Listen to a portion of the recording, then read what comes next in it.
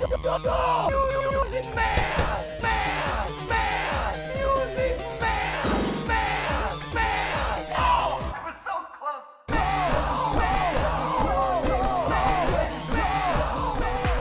Can only hide for so long. Why don't you? Spend the night, then you'll find there's evil that waits inside. Spend the night, then you'll find there's evil that waits inside. Spend the night, then you'll find there's evil that waits inside. Spend the night, then you'll find there's evil that waits inside.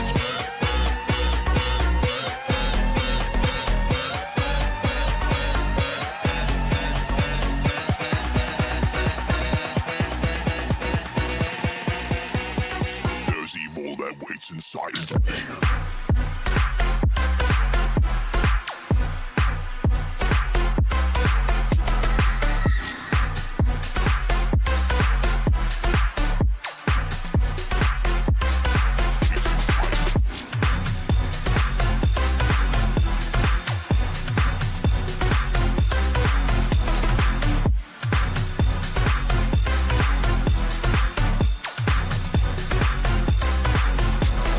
Though we tried our best, you seem to have beginner's luck. We came so close, but we just couldn't make you one of us.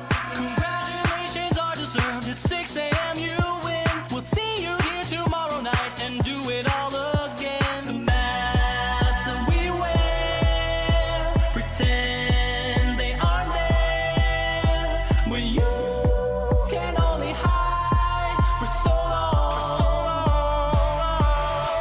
Why don't you? Spend the night, then you'll find there's evil that waits inside. Spend the night, then you'll find there's evil that waits inside. Spend the night, then you'll find there's evil that waits inside. Spend the night, then you'll find there's evil that waits inside.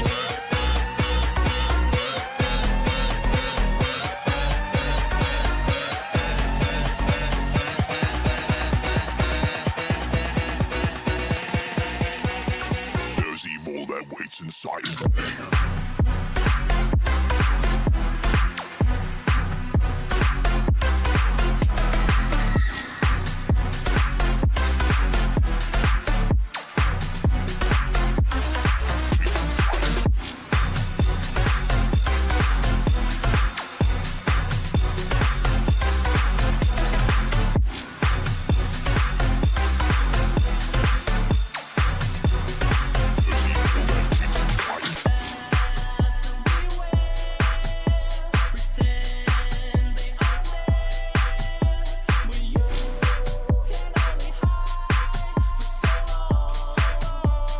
There's evil that waits inside.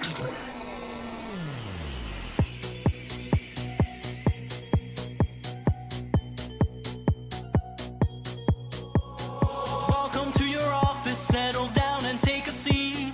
Please pay no attention to the terrifying screams. You should hear the worries of the voice that's on the phone. Tonight you might be by yourself, but you are not alone. The masks that we wear pretend they aren't there. When you can only hide for so long.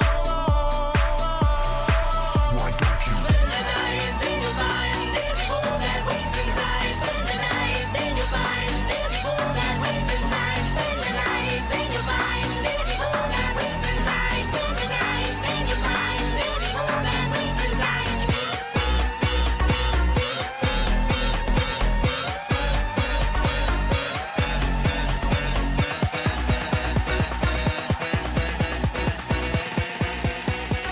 There's evil that waits inside.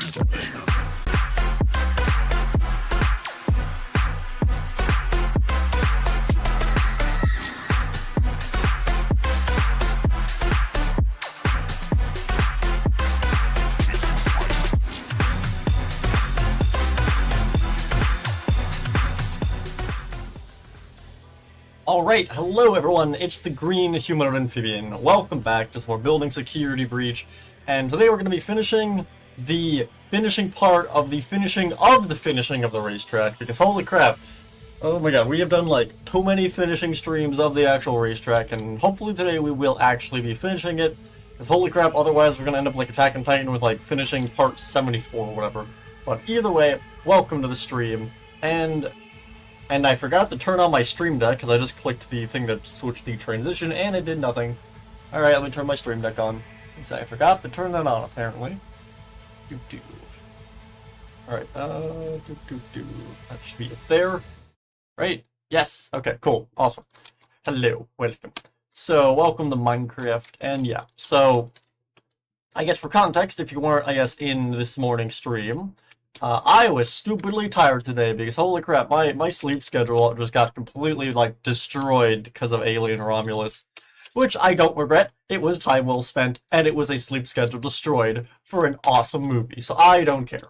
But regardless, I was, like, stupidly tired in this morning stream, so my solution to this was basically, alright, you know what? I'll end the stream and I'm gonna go to sleep and I'll continue it when we wake up. And that's exactly what I did. So, it is my second morning of the day. Welcome.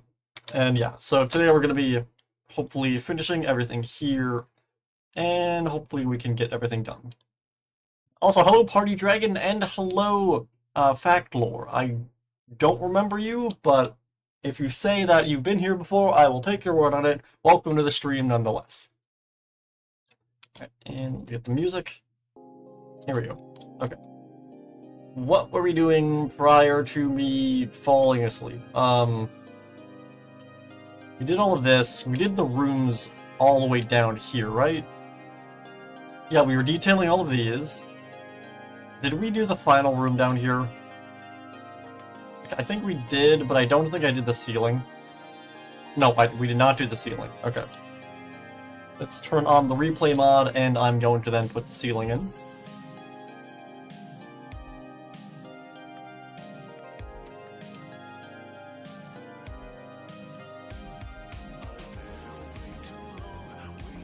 Also, to explain, like, how sleep-deprived I was, this stream is titled Finishing the Raceway Caves. And I just, like, forgot that that was a thing I had to do in this morning's, like, part or whatever. Which is even funnier. But either way, let's go up here. We're going to copy the entire ceiling and basically just paste it over to the other side of the room. We get a block I can use that's not affected by gravity. So, yeah, like here. Alright, so I stand right here and copy. And if we then go to this corner here and paste. There we go. Now, did that destroy anything up here? No, we're good. Okay. Alright. The back must storage room? What's the back must storage room? Can you please react to your series of Pokemon card invasion? I don't really do, like, reaction videos, so sorry. Okay, is this the... Okay, that's the ground. Okay. So is this room, like, longer than... Right, because I had to do that. Okay, wait a minute. How do I want to do this, man? Alright, let me go and raise the wall here up, then. So, like, there... Oh no, that's meant to be in by one, wait. So... I click that... all the way over here. And this, what block is this? This is white wool. White wool. Not cool. Wool. There we go. Where are you? We are in, like, one of the underground rooms within Roxy Raceway. That's, like, under the bleachers. Let's see. Let me go from here. So if I click that, we go to...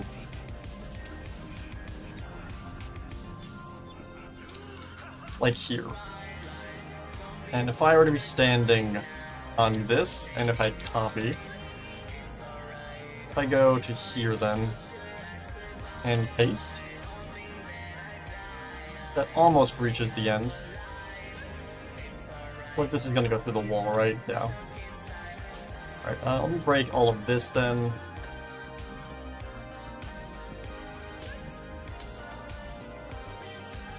Let me just use World Edit.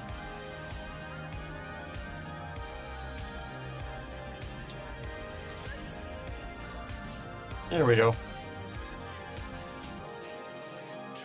And then if we just raise this back up,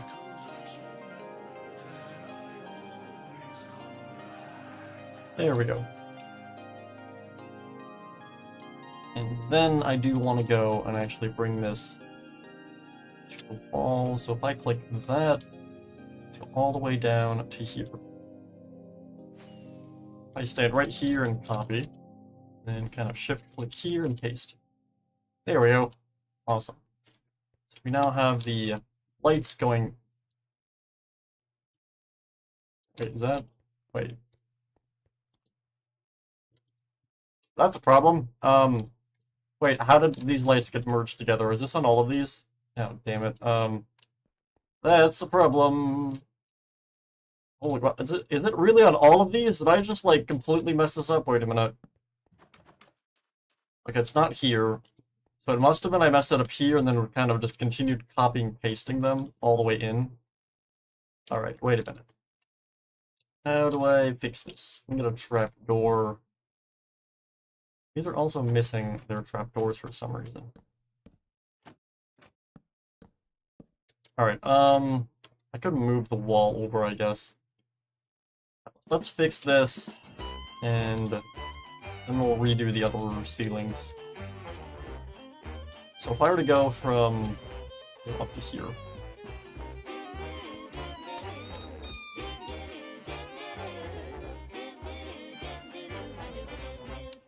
Go down to here then. Right to here. If I were to then stand right here and copy, and if I go down here and paste, that's not what I wanted to do, but whatever. Okay, what I'm gonna do instead, okay, let me break these.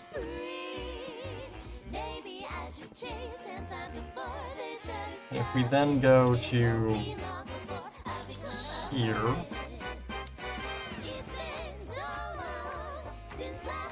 and to here, okay. If I then stand right here and copy, undo, and then paste. There we go, okay, so that fixed this. You label secure rich OST. I can indeed. You want to get that?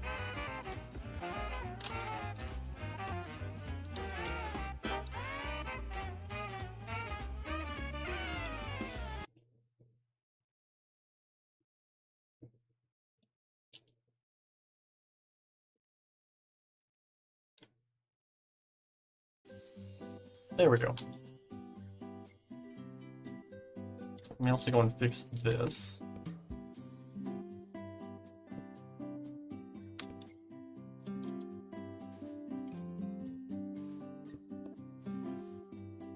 And then also, somehow Attack on Titan returned, and I'm very confused. I saw like an hour ago, they came out with a trailer for another Attack on Titan movie, and I'm just so confused. Since, like, the anime finished the manga, so, like, I'm just wondering what exactly the movie is. Because I feel like the only thing it can't be is, like, either an animated version or an extended animated movie of the epilogue, like, showing all the characters' futures, but, like, I feel like that's a stupid idea since we know they are all gonna die, because, like, the ending has that flash forward, you see like parodies get like bombed or whatever. So like, I feel like if they were gonna announce a movie, they should have done that and then not included that flash forward in the finale. Because like, it's like, oh look at this movie, everyone's gonna die. Like, I don't know what they're doing with it. I was also disappointed that it wasn't called Attack on Titan: The Final Attack Part 1, implying we're gonna get 69 more parts. But either way, I'm still a fan of Attack on Titan, so I'm excited for whatever they're gonna do. But I am confused as to why they're making it. Go from here, other corner, right to here. If I were to then stand in this corner here and copy, go through this door, and to the corner. Okay, yeah, that went and fixed this.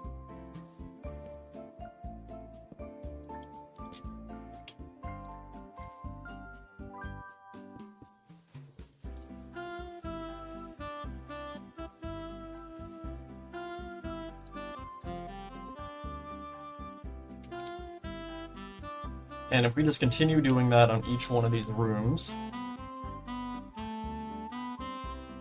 What is your favorite FNAF game?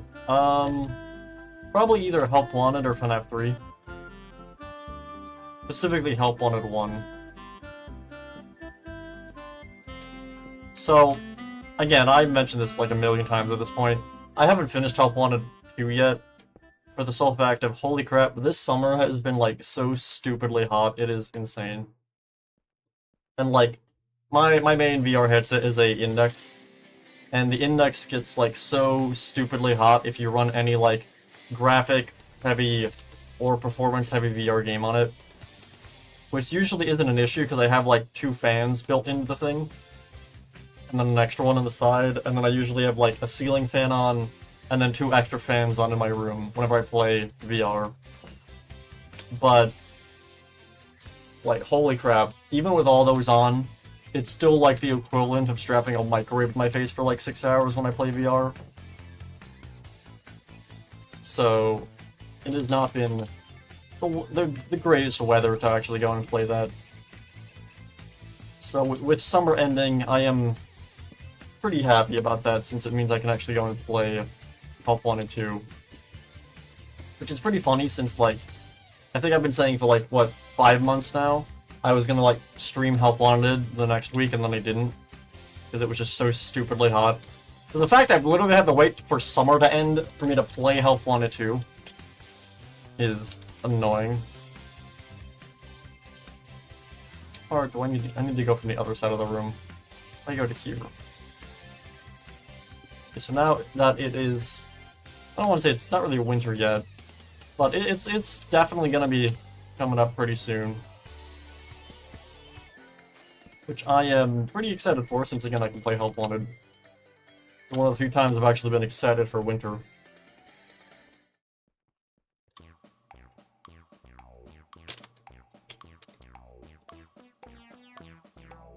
Why did it move over a block?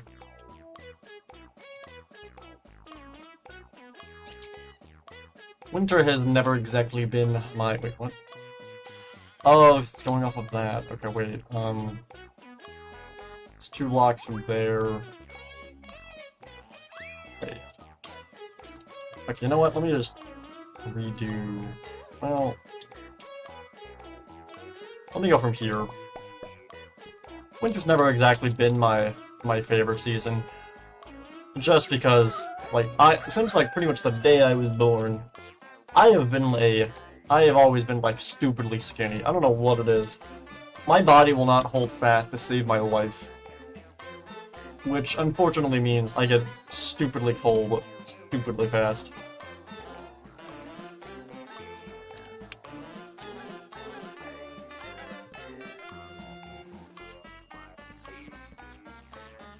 Let me go from here instead. If I go to, like, here. Spire to face, right here in Poppy. All the way down to here. Right? Yes, there we go. Okay. Wait a minute.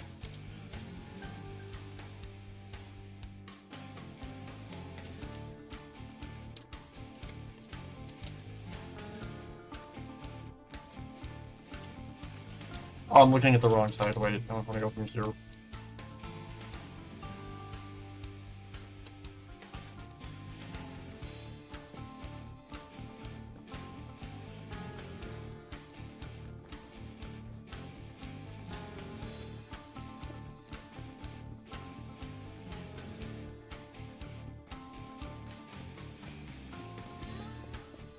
Let's break all of this.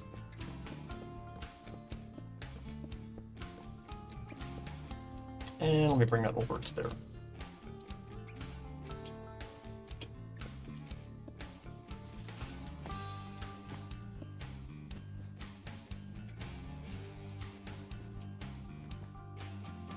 Okay, there we go. That looks much... Wait a minute. Why does this keep... Wait, undo. Okay, wait a minute. How am I... Exactly... Oh. Wait, are you kidding me? Wait a minute, god damn it. Oh, for the love of... How did... Oh my god. There's a second one?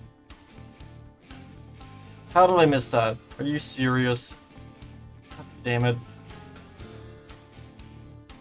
Is it like combined? Is it not copying air? Is that the issue? Okay, wait a minute. Damn it. Okay.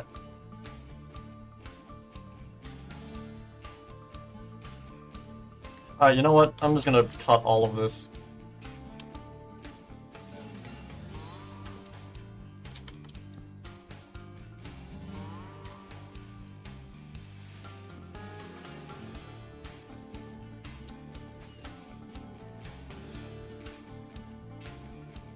Okay.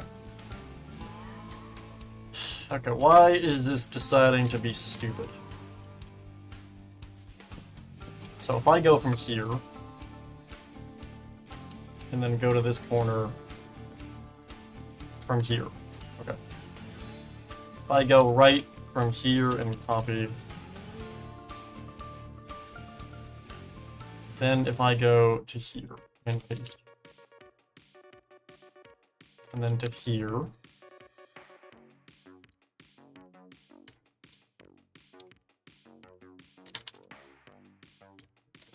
okay, I figured that would be the case. Let me break these.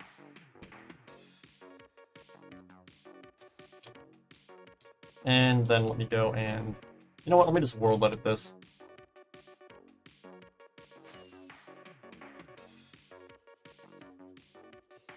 Oh my god, what in hell? What? Why? Oh my... World edit, why do you hate me? Jesus, my god. What the hell? Oh.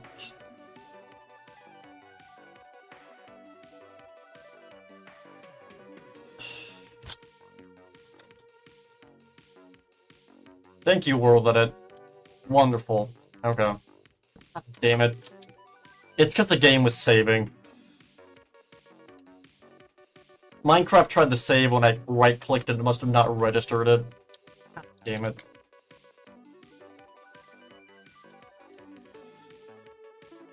I really hope this fixes it. Thank God.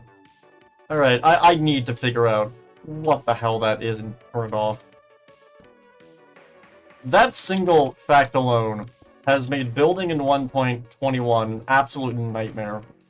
Anytime I do anything whatsoever, the game's saved and it undoes anything I do.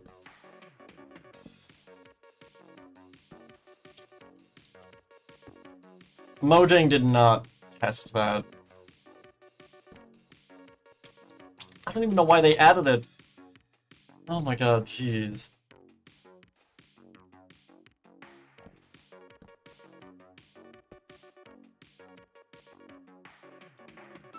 So, like, I've talked about, like, how the Minecraft updates in recent years haven't been the greatest.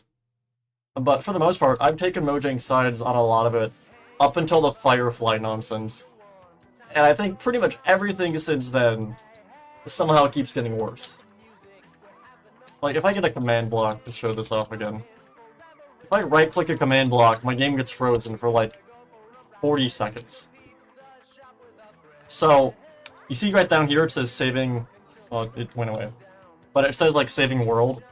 So, when that comes up, I can't do anything. Anything I click or place will be undone by the time that little icon disappears. And it can go from 5 seconds to, like, a minute.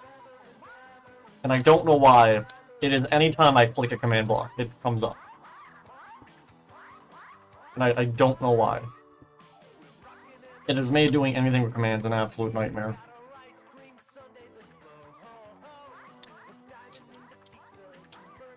Alright, so let's click this. Okay, let's try all this again.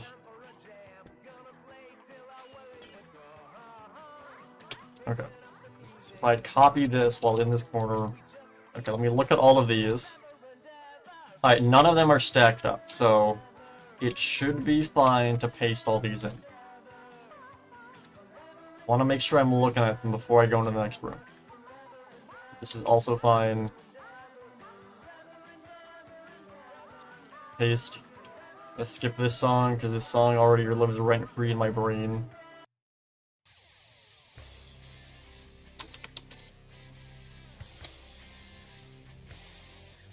Okay, that room's fine. Paste.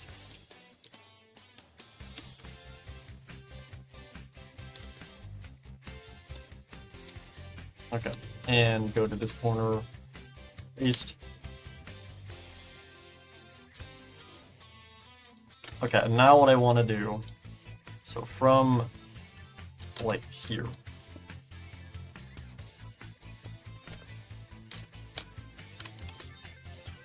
And if I go to the corner, no, if I go to here, and if I then stand right about here and copy. If I go then to here,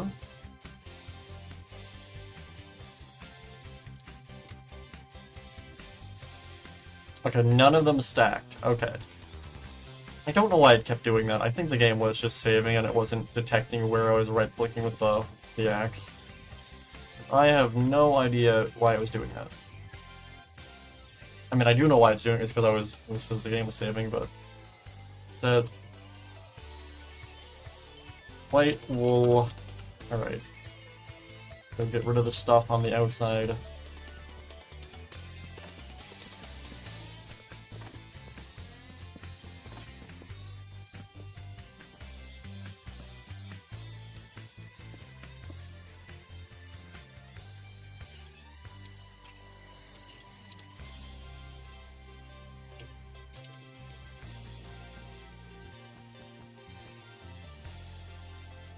Okay, and get rid of these.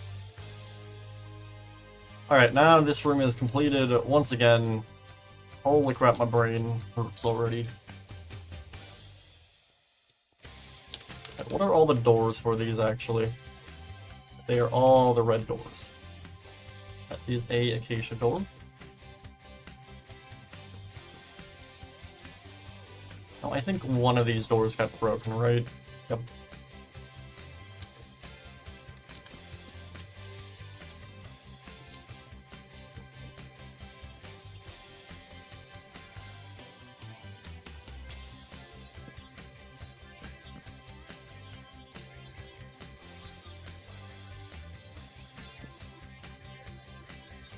Oh, that's why this was here. Okay, I thought I moved it in by mistake, but... Okay. So if I get stairs... Do I have... No, I have stairs on all of these, okay. Let me go and add cobblestone onto them.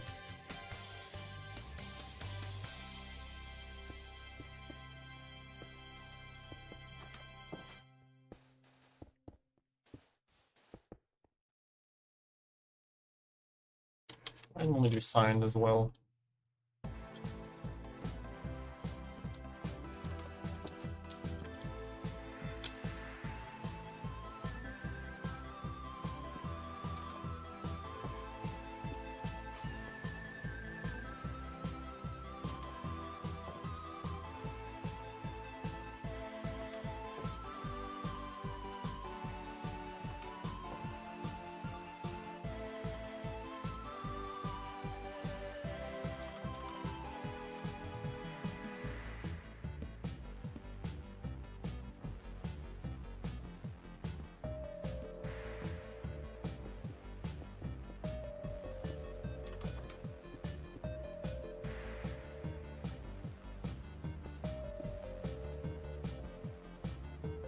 I can do forts for these, actually.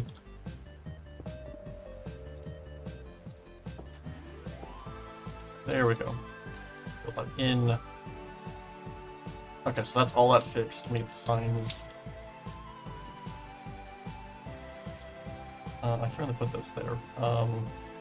That's fine. Okay, now some of the ceiling or the wall did fall, I saw. Where is it? Yeah, here it is.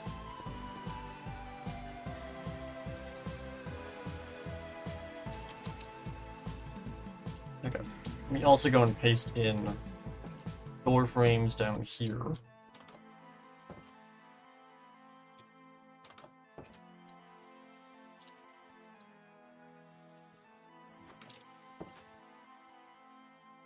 That's probably going to destroy this, right? Yep.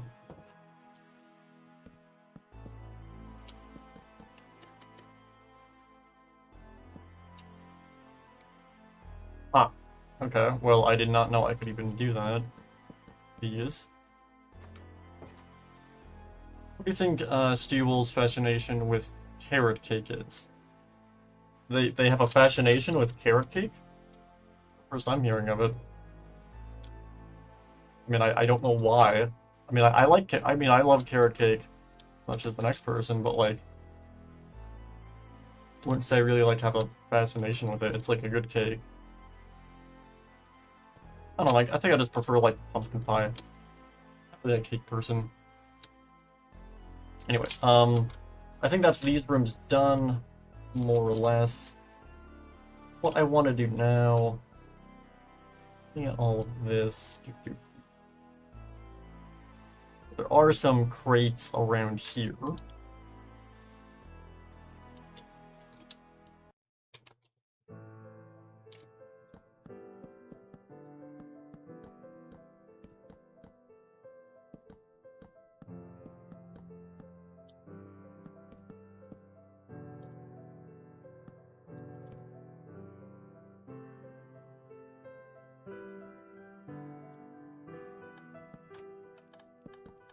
Oh god, I forgot I'm gonna slide on the ice.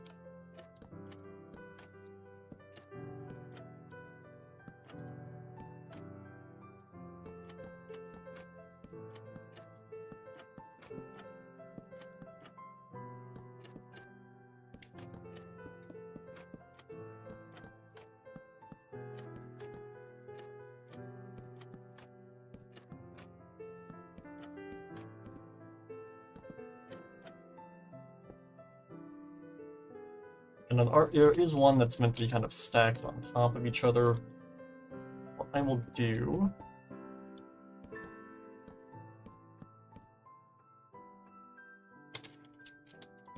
I like take these and just do like this.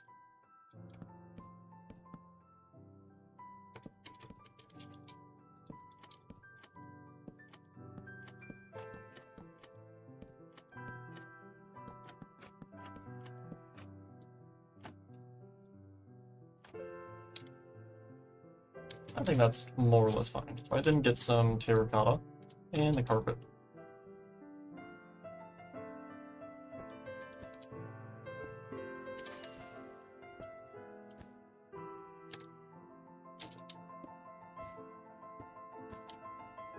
And if I then do a boundary sign, maybe we could also work on the actual scoreboard for the racetrack as well.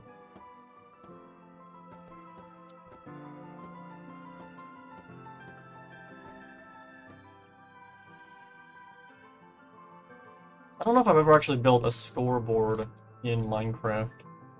I don't know how I want to do it either. So I have two options. I could either have it be an actual build with, like, you know, redstone lamps that turn on and off to actually, like, do a timer.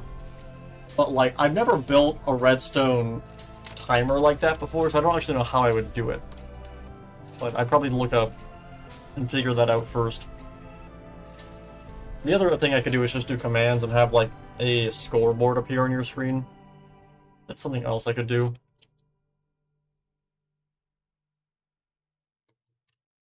So I get some fences. And let me do slabs.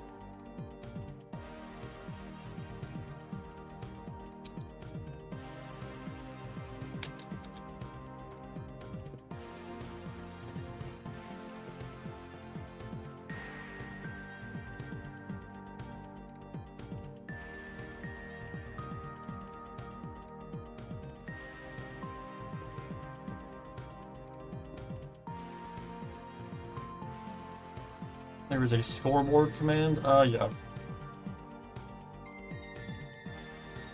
Scoreboard. Oh, I'm in front of it. Wait. Disappear. also disappear. My tail's still blocking it. There it is, scoreboard. You can do a bunch of cool stuff with it, from like disabling like gamer tags to like a bunch of other cool stuff.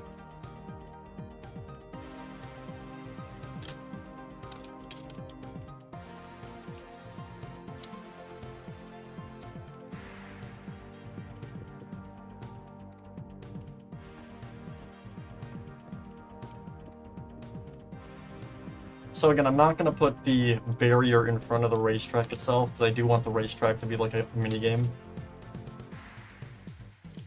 Roxy's just like patrolling the area, hunting for Gregory.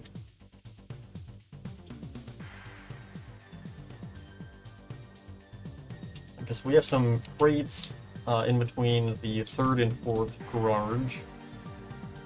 That is about here. Yeah, that might be how I do the vanity mask, is with scoreboards and stuff, but I'm not quite sure yet.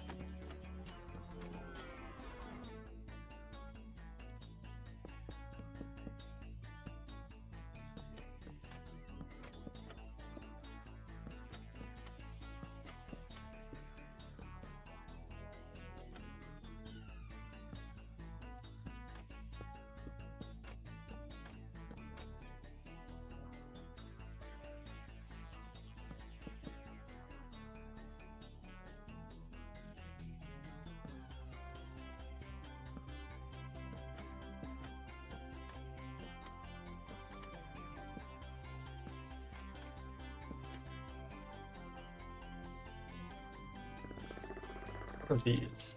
Oh, they're like kind of porta potties. So those are pretty much like right here.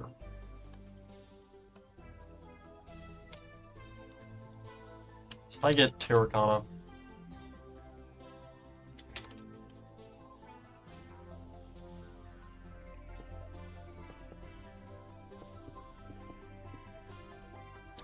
And a door.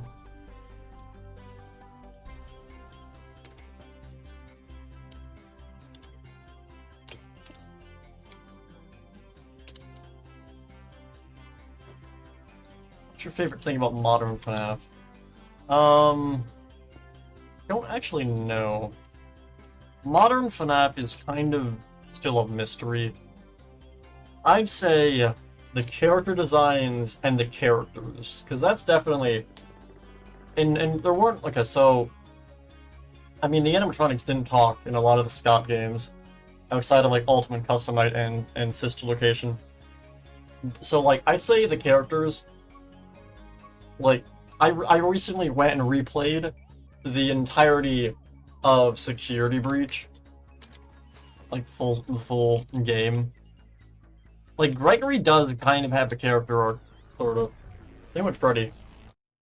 It's not well, but it's at least there. Like, when he first, you know, exits Freddy's, you know, stomach hatch, he doesn't trust Freddy, like, at all. And by the end of it, he's, like, willing to basically die for him. So, like, there's that. Gregory does have, like, a character arc, sort of.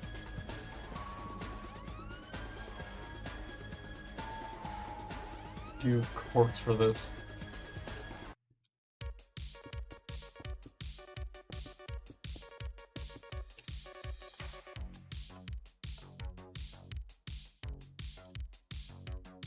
Yeah, I'd say the characters and the character designs.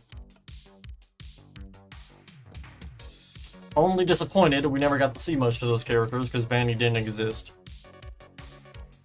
I keep mentioning this. Vanny was like probably the most anticipated thing I was excited for Security Breach. And then she just kind of never existed. But since the Scott interview came out and he was talking about bringing Vanny back, I am very happy about that. And what? Oh, I didn't go all the way around, wait.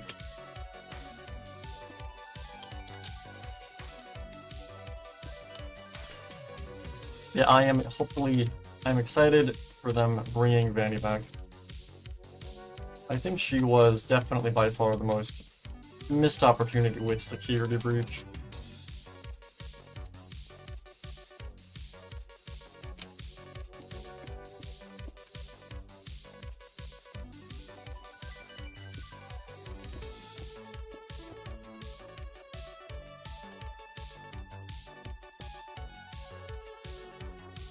Oh, there's only 3 days. Wait, undo. And we just have some crates in front of this.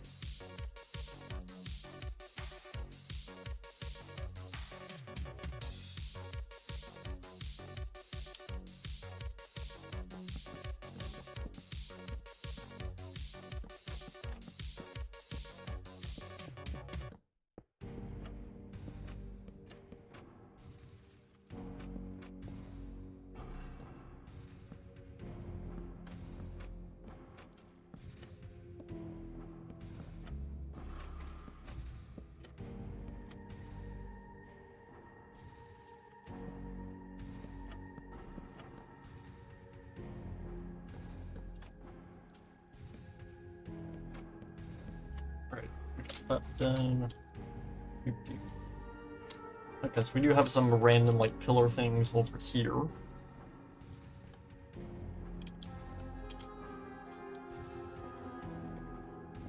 You would end rod.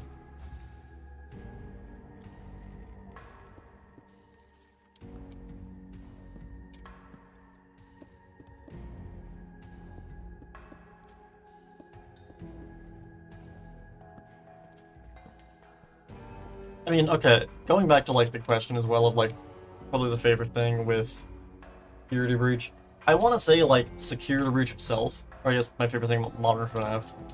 I love, like, learning about, like, game design and stuff like that, and, like, there are so many hidden things in Security Breach, in terms of, like, the past versions, the deleted content and all that, which I love looking at, and, like, kind of, sort of decompiling what was originally meant to be the game. So that has been very fun.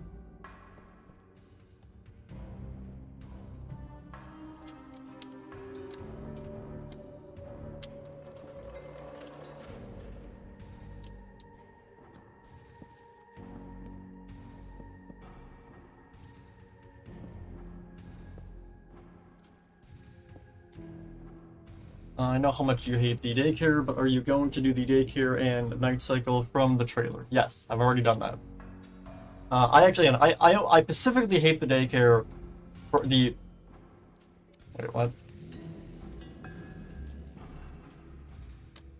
What the hell happened to these doors? Wait.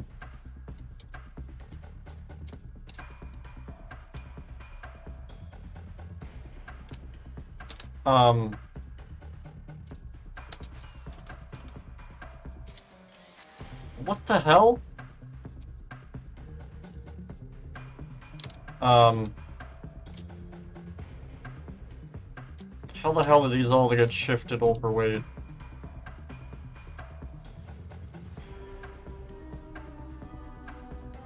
What? I'm so What the hell? Why is World at it just deciding to screw with everything? Like, these were fine, like, 20 minutes ago. What the fuck? This just happened. What the hell? Is like the world getting corrupted? What the hell?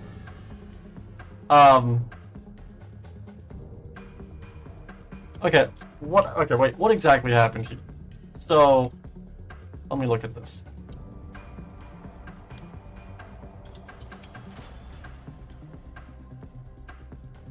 Oh, god damn it. When I moved the door frames over, again, the game must have been saving when I right-clicked, so it must have saved at a further point, and then proceeded to fuck up the entire doorway.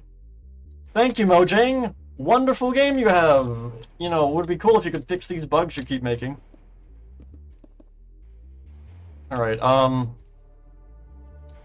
damn it. Okay,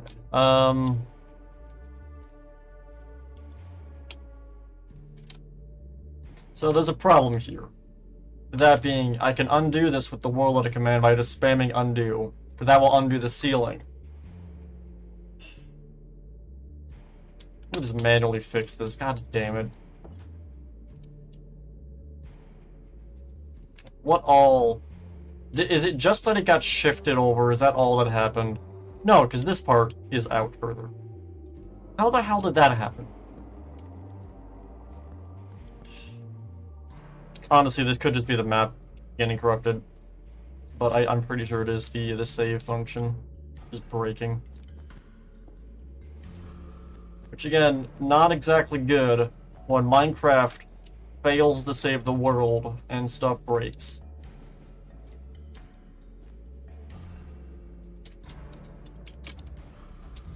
It's only his half store. Wait, what? I am so confused as to how this happened.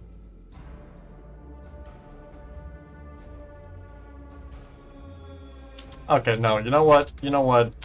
Undo. I'm going to just spam the shit out of the undo command. Wait. Undo 20. Okay, that fixed. Wait. Okay, so that's this.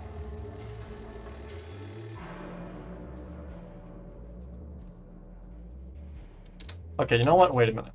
Let me try and big brain this. So if I click here, and if I then go all the way down to like here, and click that. Let me big brain this. If I were to then stand right here, copy redo, oh, redo 20. And then big brain. Alright, we fixed it. And that also, I don't want to get rid of these. What's going on here? Okay, that's just a matter of the wall being destroyed. It's lime. Concrete powder with air.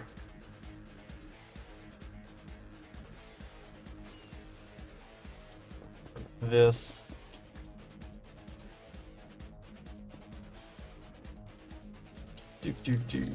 Okay, so some of these got moved, but that's fine.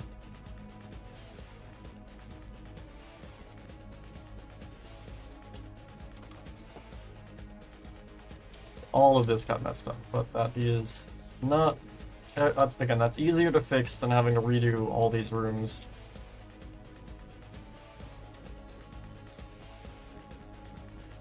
I don't know how the... I mean, I know how it happened, but that is so stupid. And it, like, didn't update immediately. It's like, I did all those rooms, and then I finished them, the door was fine, and then I started building stuff outside. And then it must have updated the minute I left. Which, that is a stupid amount of lag for this game. Let me go and fix this.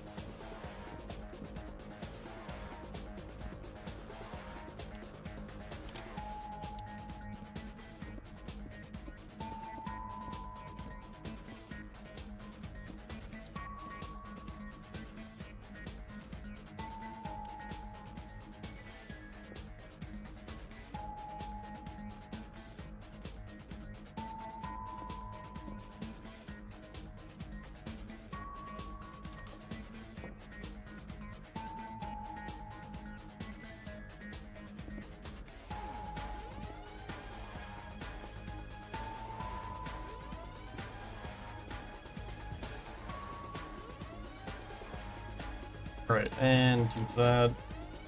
That. That's fine, it's the middle part.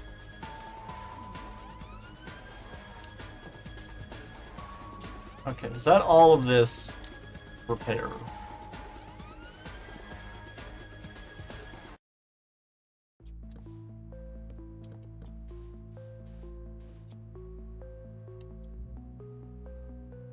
There is also this here.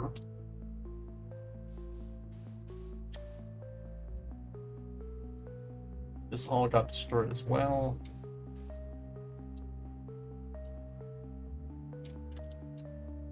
What is this, the 4th time we've had to fix these garages?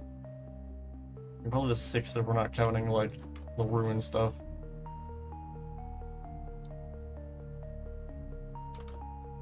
Okay, so if I go in here, is this ceiling alright? Yeah.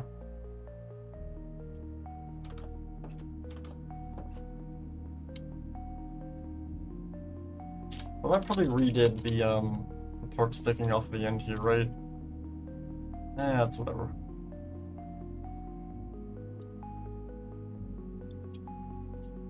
Get rid of these.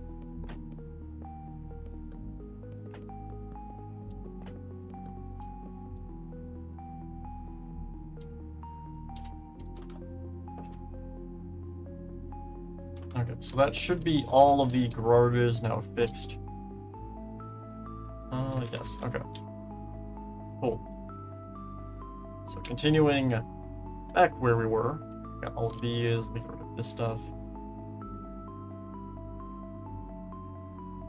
Right, what were we doing prior to that? Right, just this stuff over here. Alright, so looking at all of this, we have a bunch of outlines for the carts.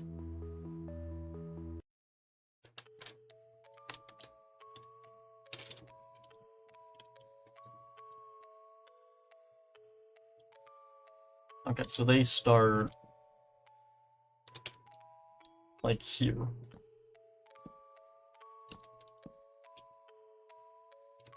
And there's only 2 rows.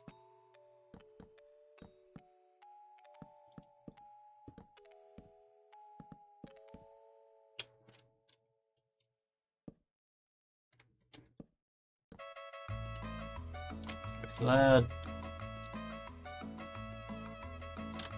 And go pretty much to like here.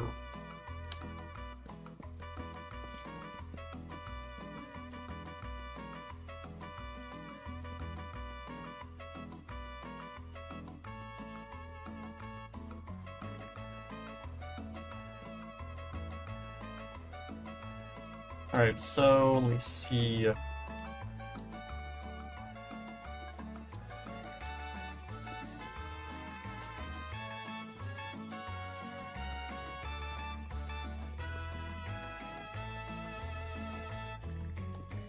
Guess I'll just go at 2s for now.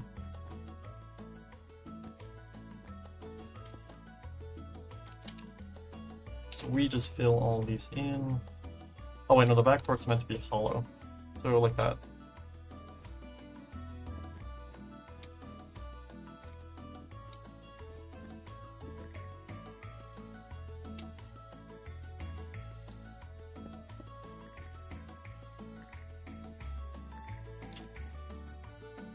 Just like that there. Have you read the free interactive FNAF novel yet? The what? What is that? I haven't read the new Tales book. I'm sure I've read pretty much everything else. Do you mean like the choose your own story thing or whatever? Interactive novel. What is this? It's on Amazon. Is this the like choose your own adventure thing, but like they can't use choose your own adventure because that's copywritten? This is, yeah, okay. I haven't read this yet. Does it have lore significance? Do I have to care about this? I'm looking at it on Amazon and I don't know if I have to care. God damn, it has lore significance? Why? Why do I want to read this stuff? How many books do I have to read for this series?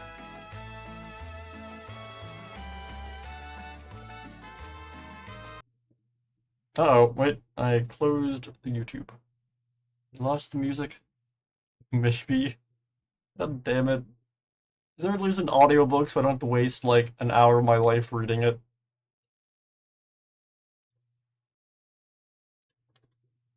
Alright, That's security breach OST. Here we go. No. Again, if it's an interactive book, that means I have to read it like 5 different times to get all the lore. Scott, you're an evil genius. Making people read your books more than once. It's a genius marketing move, but it makes me mad.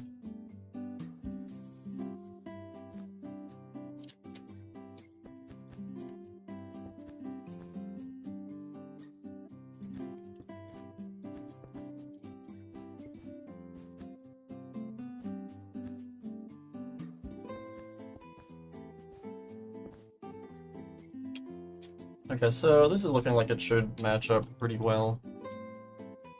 No. What do you mean no?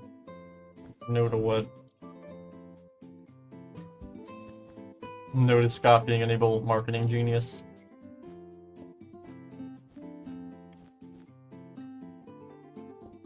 Two.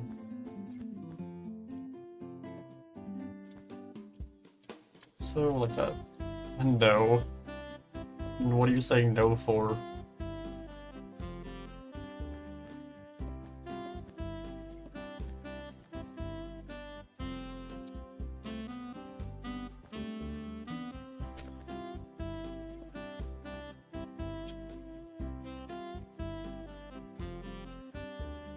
One, two,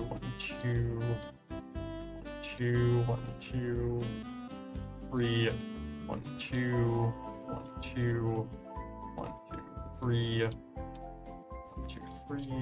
1, 2, 3. 1, 2, 3. 1, 2, 3.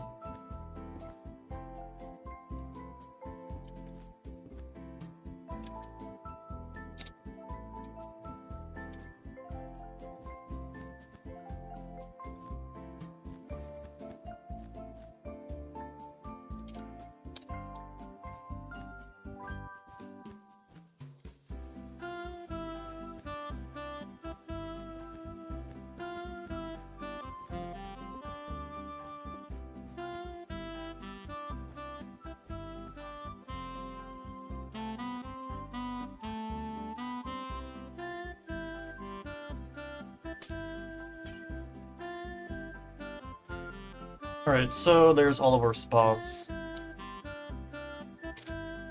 I'm saying no to Scott being an evil marketing genius.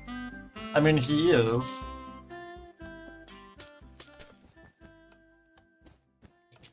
I mean, again, he released, like, the script for the movie as, like, promotion. Like, that is, like, insane levels of, like, big brain. He knows what he's doing, it's pretty obvious. You don't just, like, purposely leak your own script to make it like a minigame. Make it like a mystery hunt. That's like something only FNAF could do.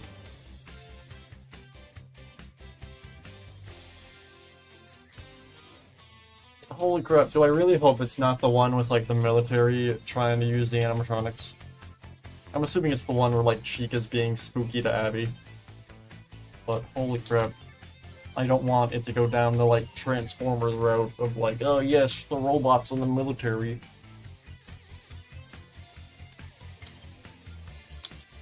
I don't think that would be good. I don't need, like, a FNAF version of Ness. Wait. God damn it, that's Matt. Oh god. Wait a minute. Okay, so, like, there's Ness in the Transformers live-action movies, and there's Ness in the FNAF movie. God damn it. I just walked into that. Alright, I guess, never mind, we do have the government, it's just MatPat.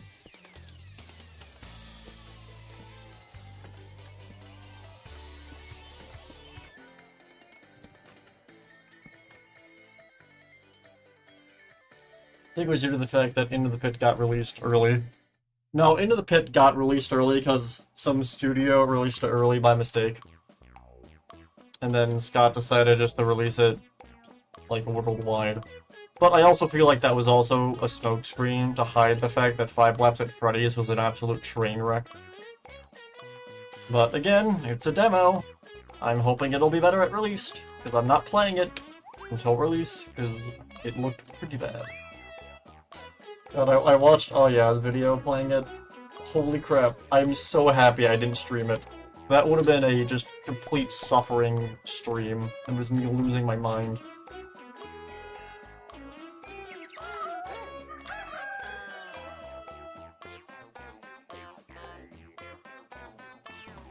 Need a fence.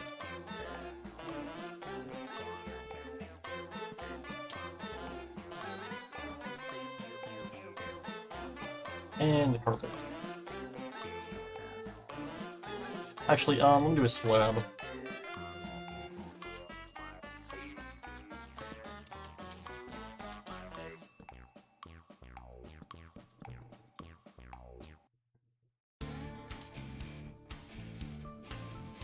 I guess we have all of this here.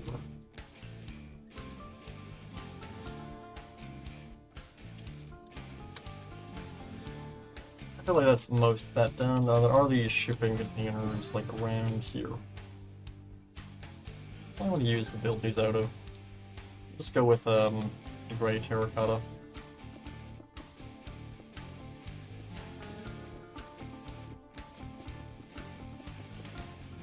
There's two of these stacked on top of each other. Let me get some basil.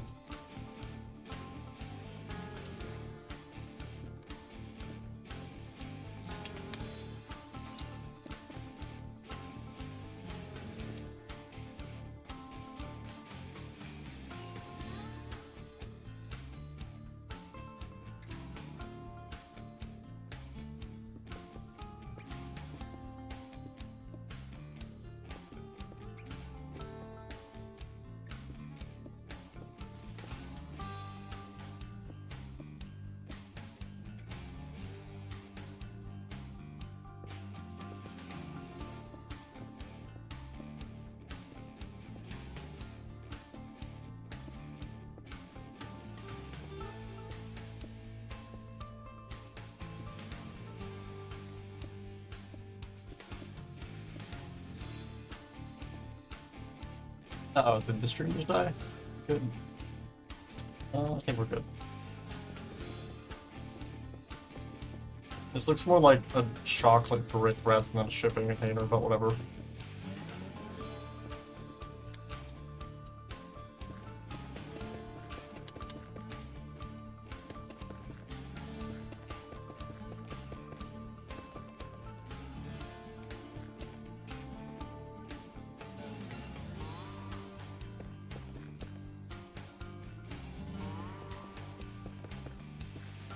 I chose today a stream on the interactive novel book of him like reading it, or just like looking at it. I feel like reading the book on stream opens up a whole can of legality of like, can you do that? Can you not do that? I don't know. Usually have to get like permission. Doors.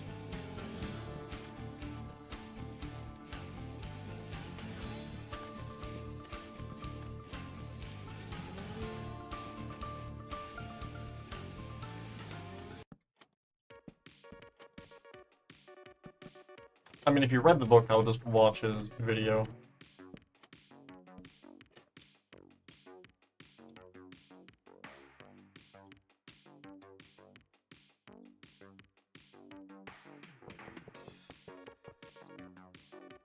Yeah, you read it on stream.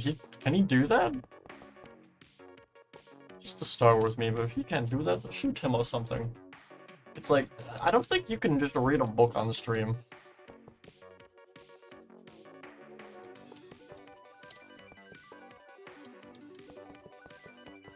But what do I know, apparently? I then get some slabs. I'm trying to make this not look like some kind of chocolate brick. I just made like some weird, like, Hershey's cake.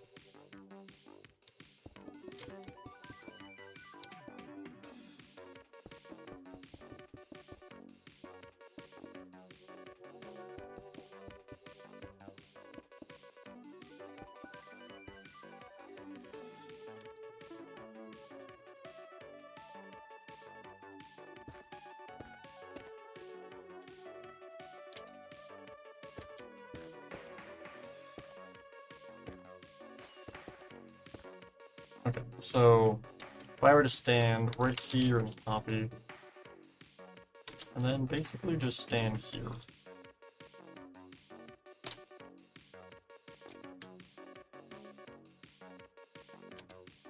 It's not great, but it's not terrible.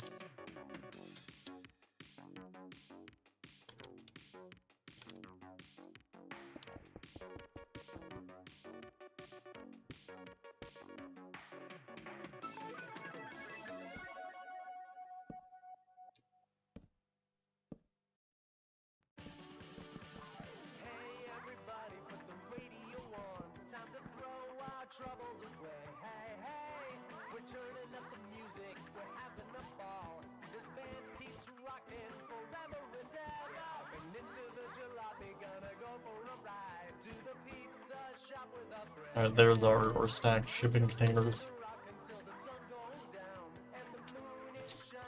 We have another one of those, like, forklift things or whatever, but this one's not extended up. Grab that. There's one of them over here. Yes.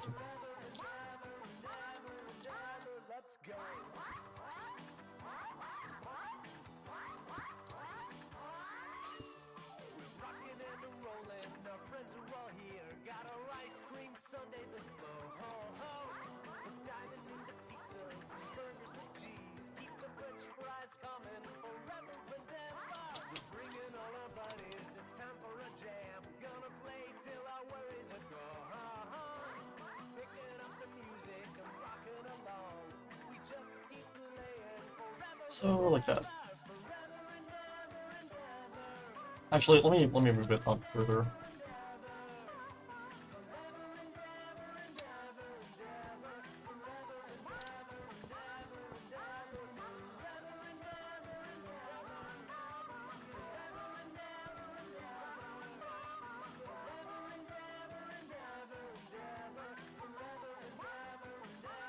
Let's get all of that there. There is a, like, fence something here. Where does this go? Kind of goes from one of the pillars.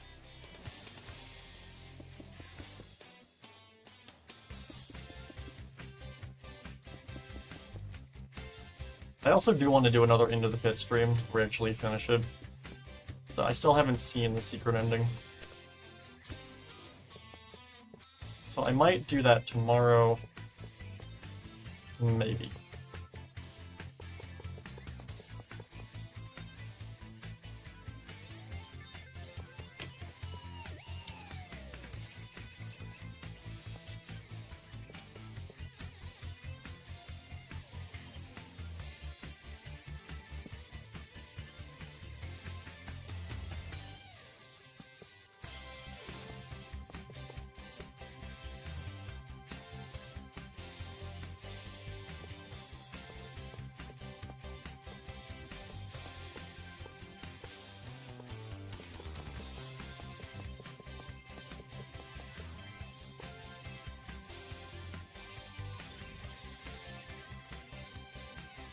Alright, then we have some, like, orange, like, heart things.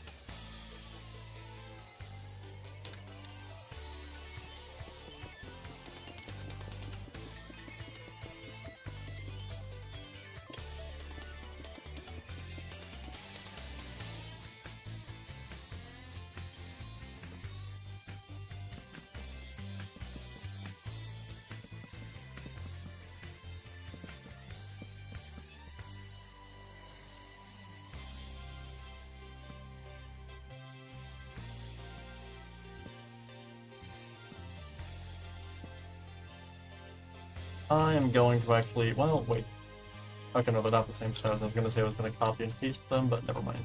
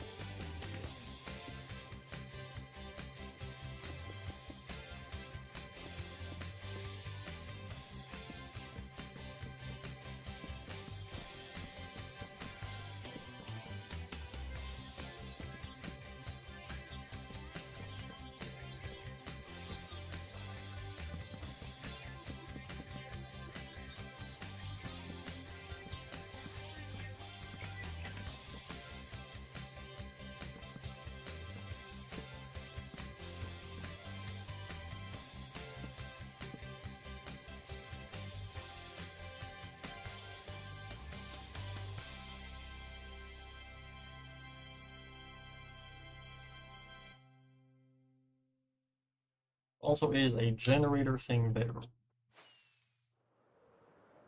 So let's fly over here and go grab one of our generators.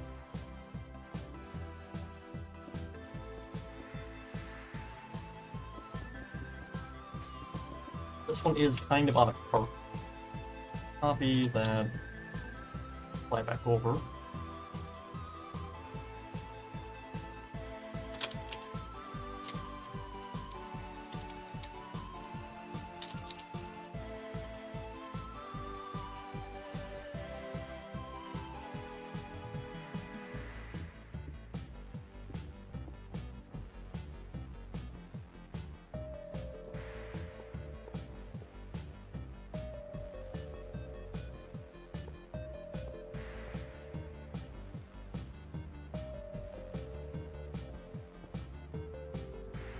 I think with that for like the actually, yeah, no, that's fine.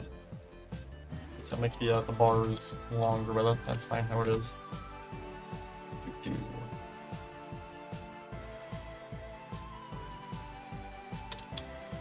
Wait a minute.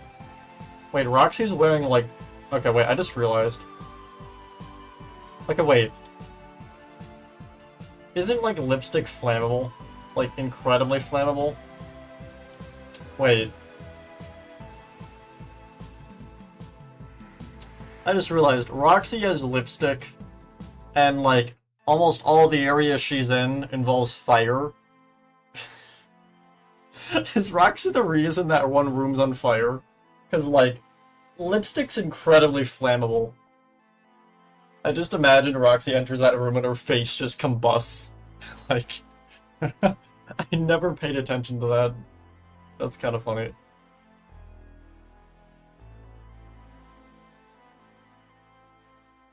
I mean, ignoring the whole like thing of, oh, it's an animatronic with makeup. Doesn't really make any sense. I am curious if Fazbear Entertainment used like actual makeup or like just paint. Because like the beauty level in FNAF Help 1 and 2 implies it is actual makeup. Which if that's the case, Roxy's a walking time bomb. Since a lot of makeup is very flammable. And Roxy seems to only chill out in areas with fire for some reason. It's like, I wonder why the pizza pucks burned down. It's because of Roxy.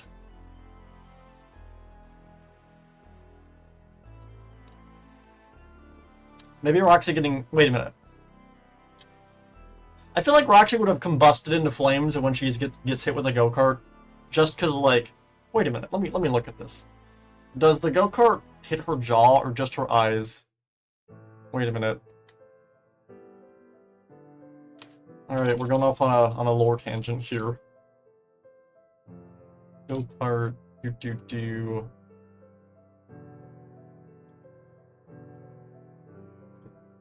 Let me find this.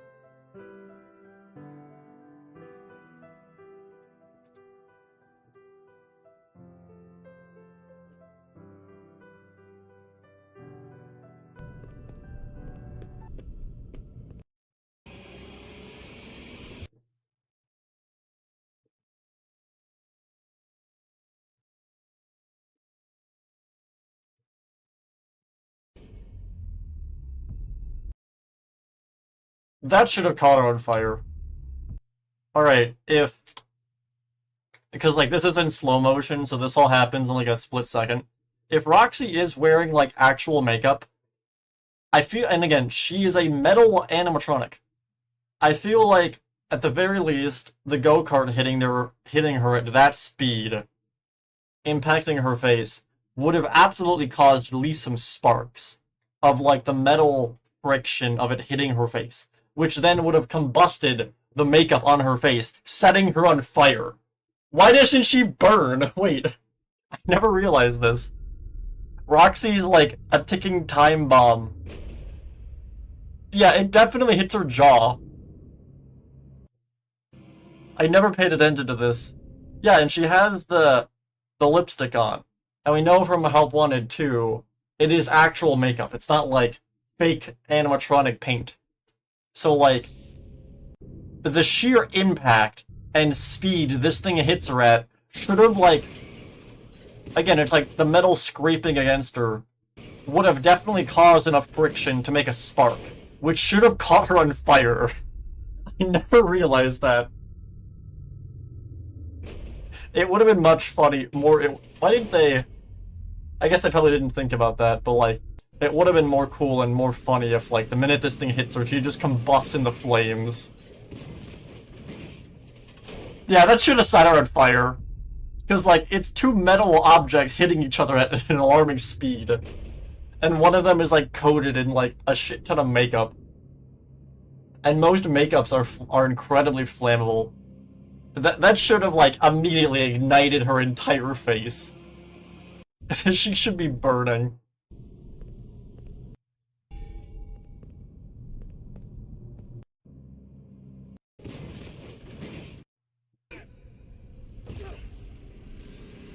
Actually, she's already kind of...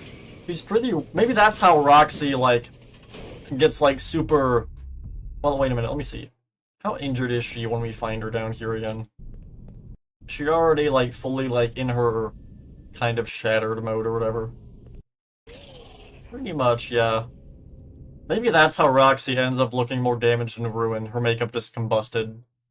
Because, like, she should have caught fire the minute that thing hit her face at that speed. Anyways, looking at the physics of makeup on an animatronic and how that combusts in the fire aside, let's keep building. Okay, so a bunch of boxes like here is right about here.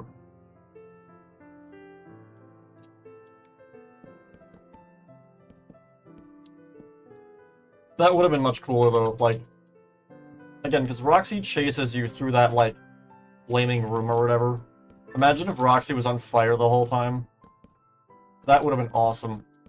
Or, like, just her head. It's like Ghost Rider, but it's like it's like Ghost Rider Roxy. That'd be awesome. That would have been so cool. I imagine it's just a matter of Steel didn't think of like the physics of a go-kart hitting a metal animatronic at like a Mach 9 with like makeup on.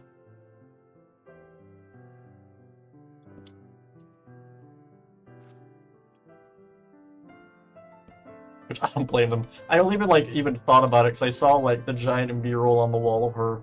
I was like, wait a minute, Roxy has makeup. That should have combusted in the flames.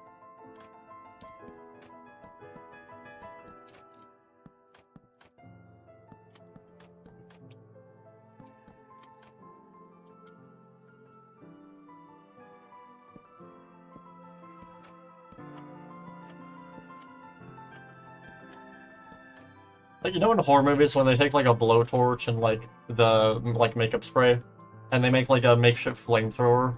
That should have been Roxy's face.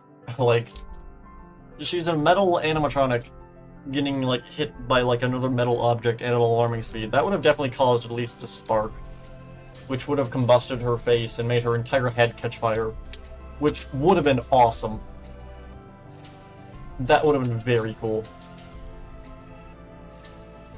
Like, the whole time she chases us through that back area, her like, endoskeleton is on fire. That would have been amazing. Who is the FNAF character in Help 1 and 2? What do you mean, who is the FNAF character in Help 1 and 2? It's perfect for this as well. There's like many characters in Help 1 and 2.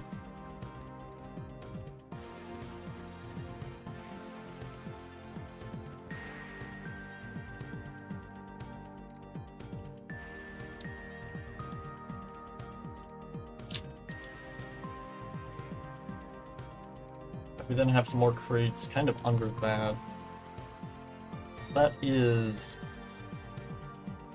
That's like right under all of this.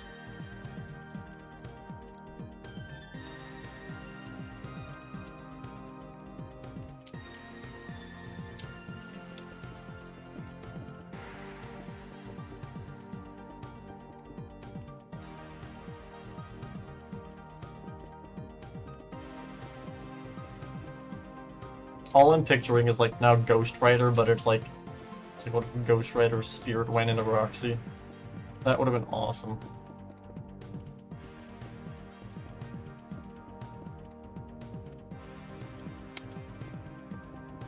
What's your favorite food? Actually no. Probably either like, I don't know, like a salad or like rice or something. Maybe mac and cheese. I don't really know. I don't know if I really have a favorite food.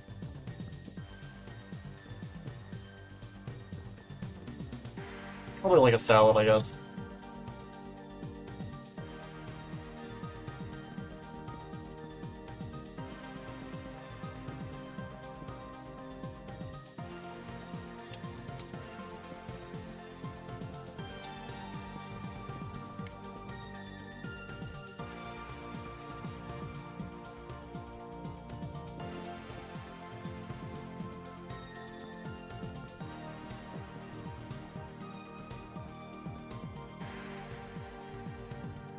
I mean, sure, I guess, like, sure, why not? I'm gonna go with soy sauce for my favorite food, because holy shit, do I put that on everything.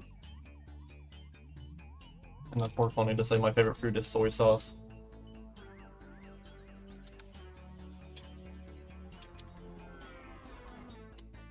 So if I get a wall, I kind of just bring this along here.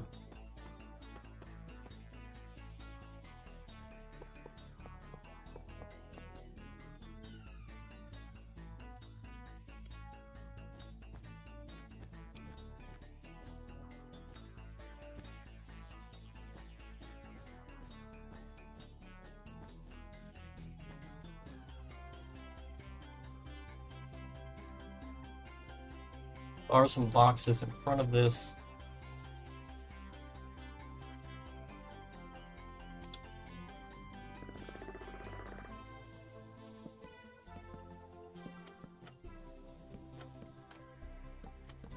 Popcorn. Popcorn is also pretty good.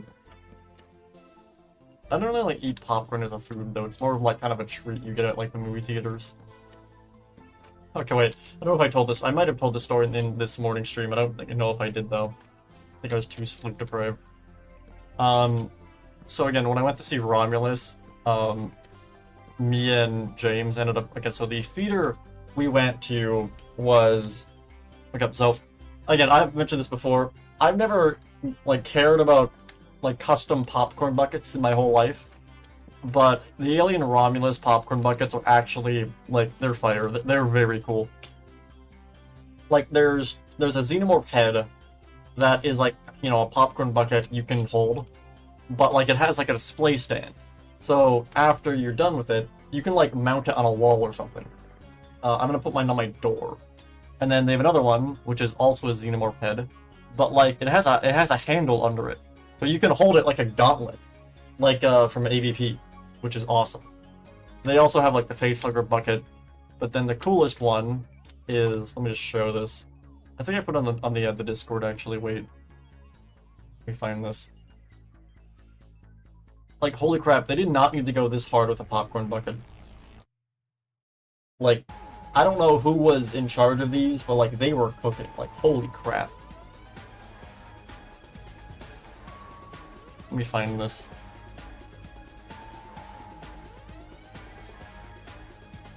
Yeah, here it is. I don't know who was in charge of this, but they were cooking. So, right in the back of this thing here, that is a popcorn bucket. Like, holy crap, this thing is awesome. So, it has green LEDs in it, and you could put the popcorn inside of the bucket. I know I had another picture, but where was this?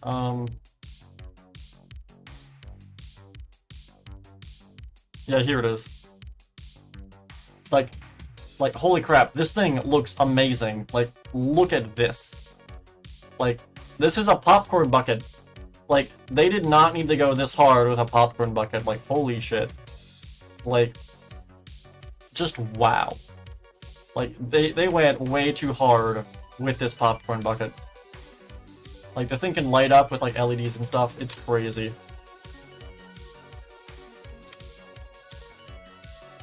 Yeah, so I got the popcorn bucket with, like, the LED, the bin thing, specifically because I wanted to put, like, one of my alien figures in it, because, like, it also can be used as, like, a display case, which I love.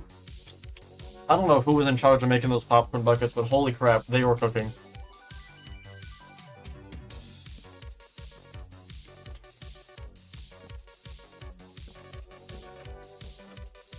Yeah, so, different movie theaters were giving out different popcorn buckets.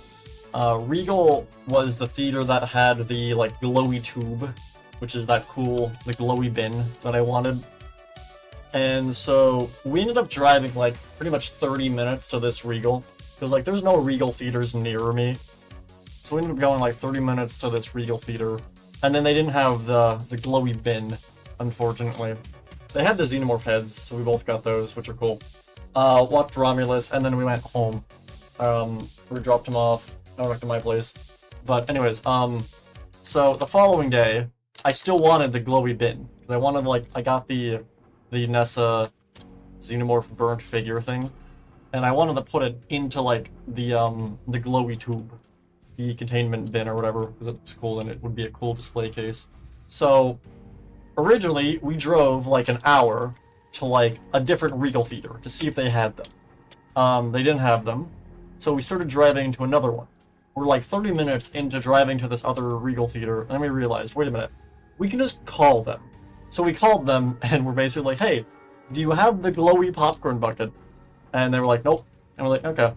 And we hung up, called another place, we called like 2 other places before we found a Regal that had them. And like, they said they had like 2 left, and they opened in like an hour, and we're like, alright, we can make it. So we drove to this other Regal theater, and I got my glowy tube, but like, I've never had the, okay, I can now say, I have driven 3 hours to get a popcorn bin. I feel like an idiot, but I don't regret it. Holy crap, the popcorn bin looks amazing. Like, there's no reason it had to go that hard with being a popcorn bin.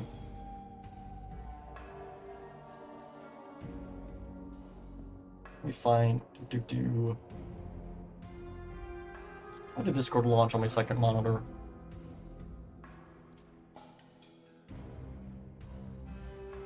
Like, again, look at this thing. It's this thing right in the back. That is bright. That is bright green, and that's all LEDs. Like, what's a... I can't think of another popcorn bin that came with, like, built-in lights. I mean, I also have lights around it, but, like, right here they're turned off, and you can see this thing is still very bright. Like, it's crazy. I also got the MatPat little figure down here on top of my PC. This is, like, my setup. These are the 2 cameras I'm currently using, so, like, this is literally the setup I'm currently looking at behind my PC. Like, they did not need to go that hard with a popcorn bucket.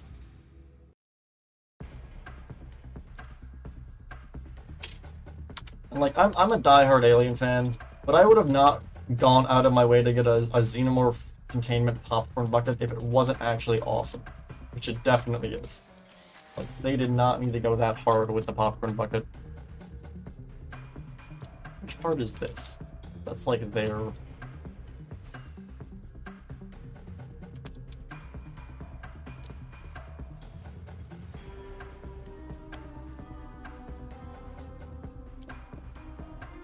It's like, I'm not sure who on the marketing team just decided to make a Xenomorph containment popcorn bucket, but they were a genius.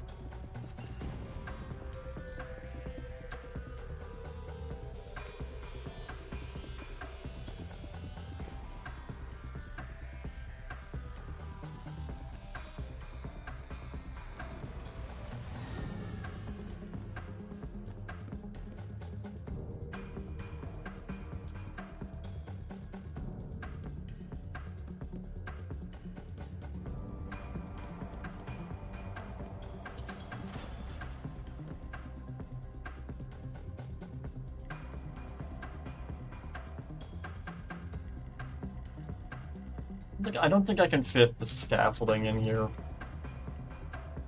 Yeah, I don't think I have enough room for that. In between... Wait a minute, is it? Yeah, the scaffolding's meant to go here, but we had to kind of shrink the racetrack down and fit it in here. There's no way we can fit that in here. I have a theory that that a Sammy-like character in the games created the Mimic version 2 version Endo. A Sammy-like character. Like Sammy from, like, Bendy and the Ink Machine? Like, I can't think of any other, like, Sammy named characters in FNAF. I'm just assuming you're referring to Bendy.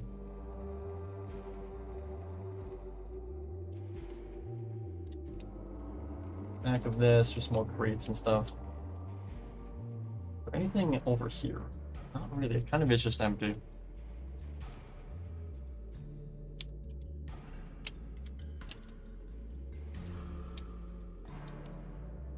So I am going to keep the racetrack relatively empty. I'm not going to build any of the actual stuff on the track.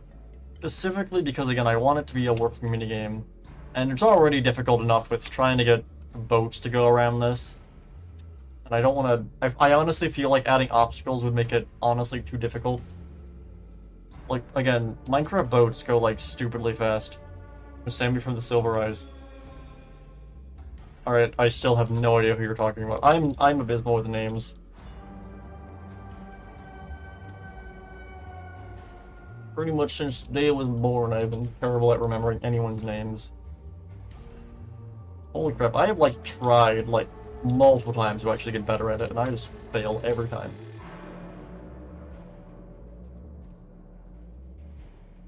Alright, so now that let's go and... Wait a minute. Cheetah's Cave. Are these the same things that are in the cupcake shop? Wait, if I teleport over to... Where's the cupcake shop? Yeah, the cupcake shop's over here. If I teleport right here. Aren't these in the cupcake shop?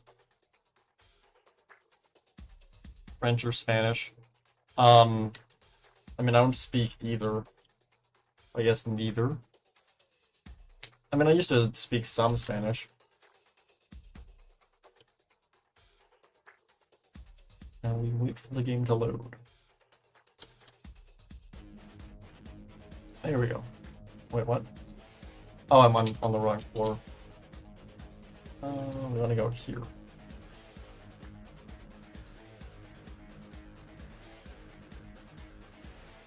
There we go. Right, let me see. Yeah, cupcake shop. Okay. So these are the exact same things that are in the racetrack. So if I just go and take that cupcake shop.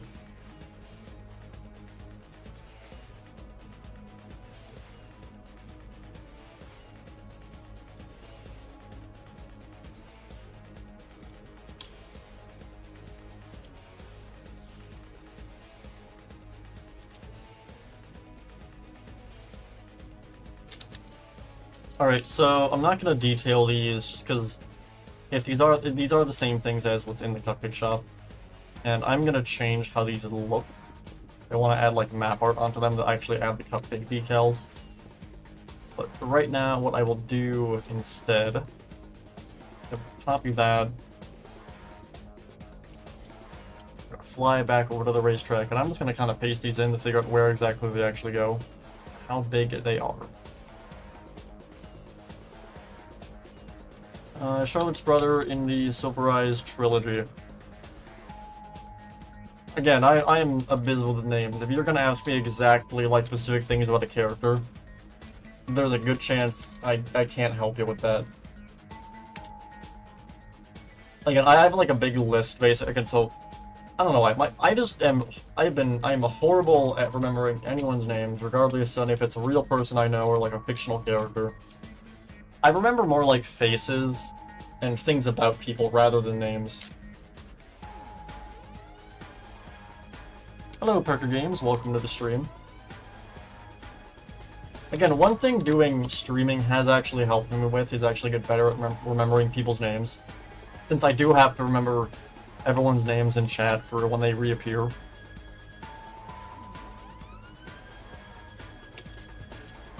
So I've definitely gotten better at it.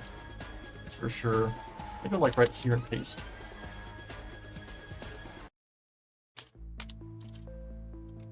Okay, so we have that there, and I'm kind of like, I want to space these out. Let's see.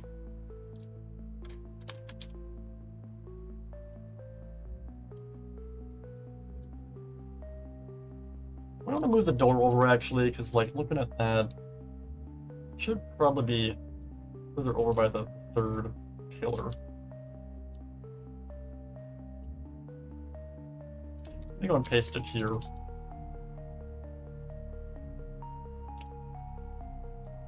Other one is like about here then.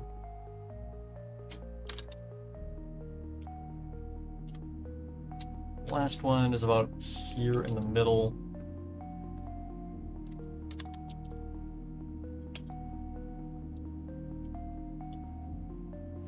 And then we have one that is kind of rotated to the side. All the way down here.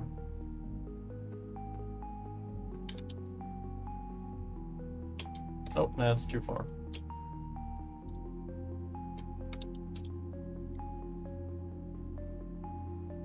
More like that. So we have all of that going along there.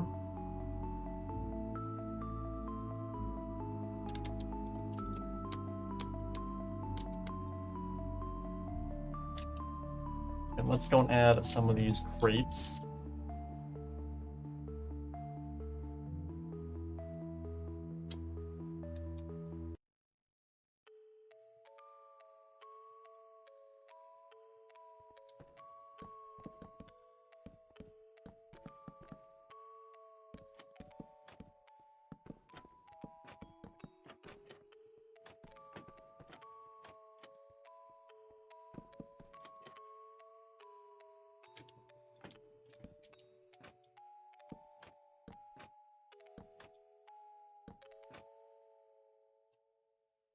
Let me add another one like here.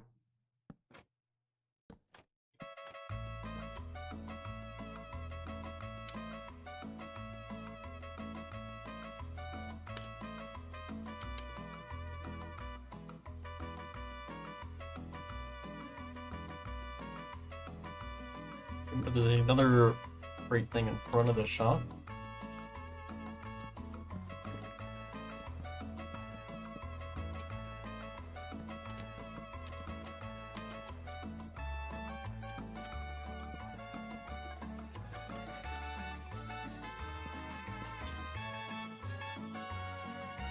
And we have more back here.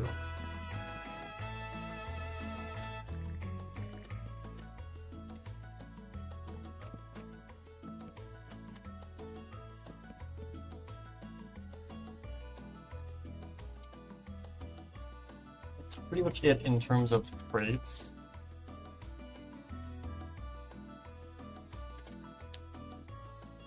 What are those stand things? Let me go and grab one of those.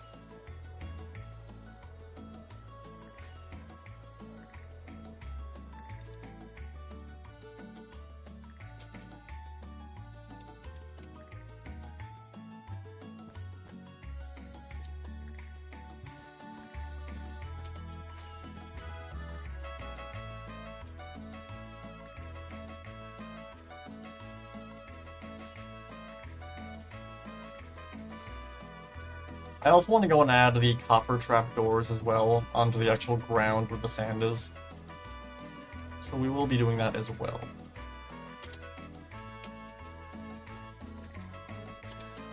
And paste. So you decided to stream 2 times today for making FNAF Security Breach. Yeah. The stream from this morning was only like 2 hours.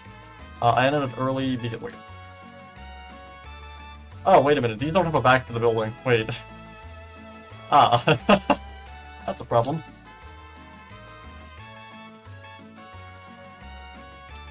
Yeah, no, this morning's stream I ended early, just because I was stupidly tired. My sleep, schedule for this week got, completely destroyed.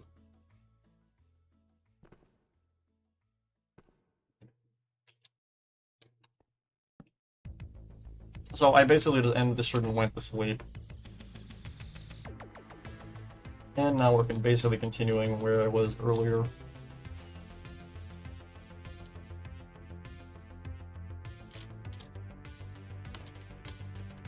Already a bunch of crates over on this part, or more boxes than crates. I get chests and a barrel.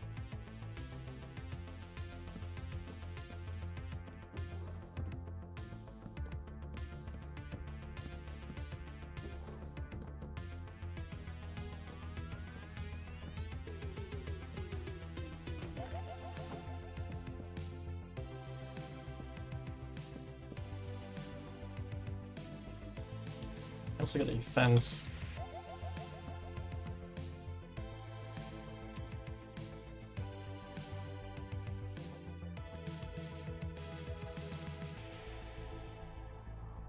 Do you know the room the Mimic was locked in? Do you think that was a safe room? Oh! I never even thought about that.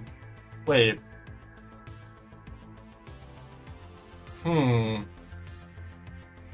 That never even occurred to me. That would track with previous lore, because we do know that the safe room in FNAF 3 was concreted over.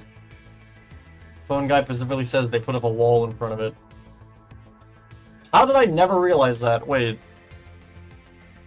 a minute. Because I'm gonna go look at it in a second and compare it to the safe room of FNAF 3. I never really realized that. Are a genius.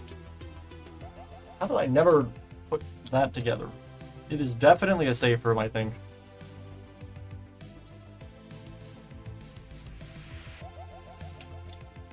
We go from about here. I get concrete.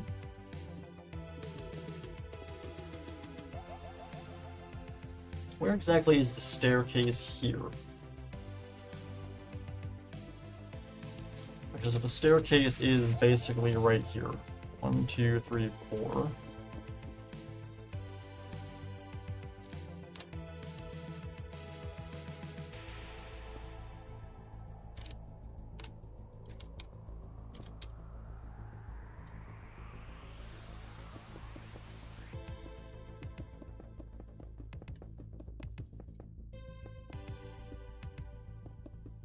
Sleep schedule has been messed up as well, so today I woke up for a 4-hour nap. That's basically exactly what I did.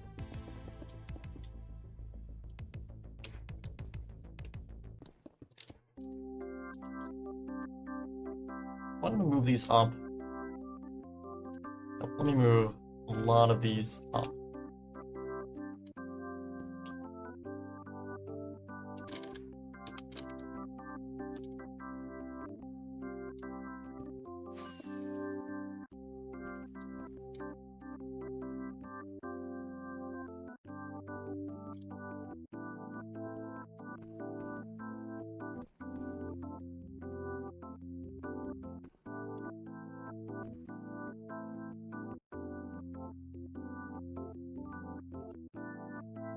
So yeah, my issue was I went to like a super late showing of Romulus the first day it came out. And then after that, I had like a doctor's appointment at like 8 in the morning the next day.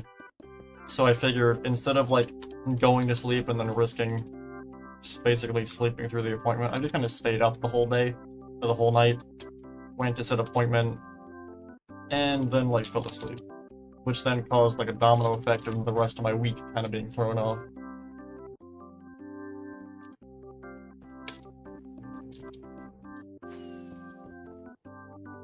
Down to go up from here, actually.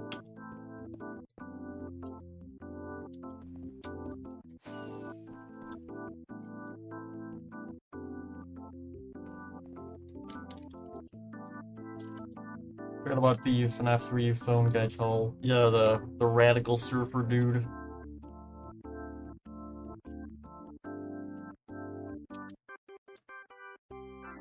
So if I were to go and copy this.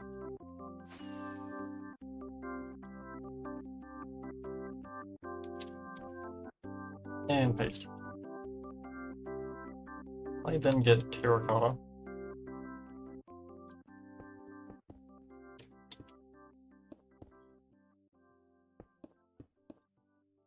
I'll also go show off the FNAF movie set thing I was working on once we finish all of this. I showed it off in this morning stream, but I'll show it off again in a second. Also realizing I could have just built one of these and then copied and pasted it instead of trying to build two of these.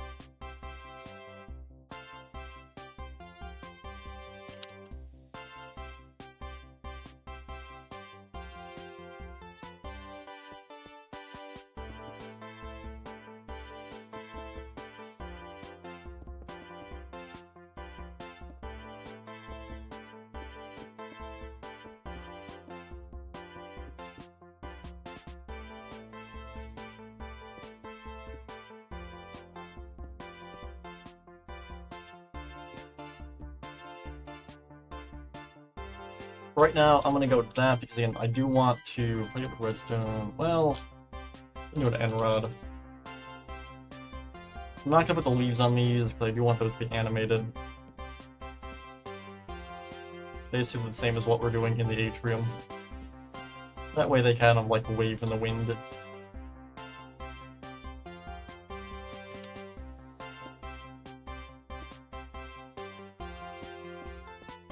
Yeah, but I guess to explain how terrible my sleep schedule ended up getting because of the movie.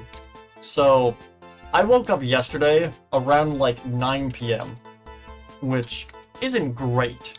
And I was like, alright, I guess I'll just stay up and then try and stay awake the whole next day to try and get back on schedule. Which is what I was planning on doing, and then holy crap, by the time, like, the stream started this morning, I was like dead to the world.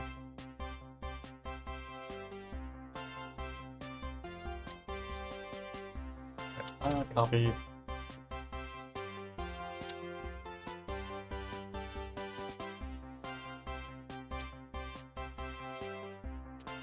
Couldn't the Mimic found a way out of that room he was in?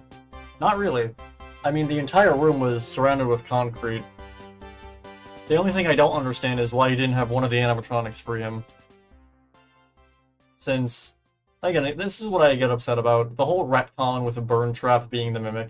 I think it was a retcon. I'm pretty confident Stevel was originally intended to do burn trap as F, and after the community backlash, they basically just swapped him out with the Mimic. Because it changes nothing about the story. It is the exact same story, except a different character. They basically replaced one terrible idea with another one. Except the other one, in the terms of the Mimic, makes less sense. Because, like, okay, by retconning everything Burn Trap was in Security Breach to have it be the Mimic, that opens up a lot of issues, because we saw Burn Trap has the ability to, like, control technology through the monitor, and that's how he hacked the Glamrocks and all of that. So we can logically assume the Mimic can do the same thing, since the Mimic is Burn Trap from the retcon. So how the hell does Roxy beat his ass? Like, Roxy just tries to throw hands with the Mimic. How? Why doesn't the Mimic do his whole, like, techno possession shit and, like, stop her? Like, he hacked Freddy pretty easily in the ending of the Burn Trap fight. So, like, I don't know. The Mimic makes no sense in, like, the lore. They tried the retcon Burn Trap to be the Mimic, I'm almost confident. Because when you look at, like, the two of them side by side as to what they can and cannot do, they don't make any sense. They're not the same person, and I do not believe that.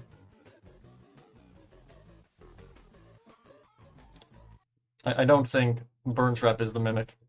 And if he is the Mimic, then there's a million plot holes that makes. Like, okay, the Mimic being trapped underground in that room, let's assume it was Burn Trap and he gets trapped under there. Why doesn't he free himself? And it's like, well, there's a giant concrete wall. The Burn Trap in Security Breach had control of all the Glamrocks. Just get one of them to, like, break you out. It's not that hard.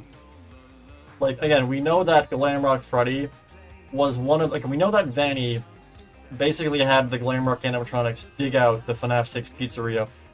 That's what Freddy was talking about when he was all like, I came down here when I cleared the path and whatever. So, like, we know that the animatronics can dig and can do construction. So, like, if we're assuming the Mimic is Burn Trap, then the Mimic should be able to do everything Burn Trap could do. So there's no reason the Mimic couldn't have called down, like, Headless Freddy or Roxy and had them, like, dig him out. Like, I don't think the Mimic is Burn Trap, just because it doesn't make any sense why he would have been trapped down there. I think they retconned Burn Trap being the Mimic, but then didn't think about the consequences of what that would mean. I think Burn Trap is an Agony Demon. No, I think Burn Trap is an Agony Demon. Yeah, I can see that. Again, I'm not saying Burn Trap is Afton.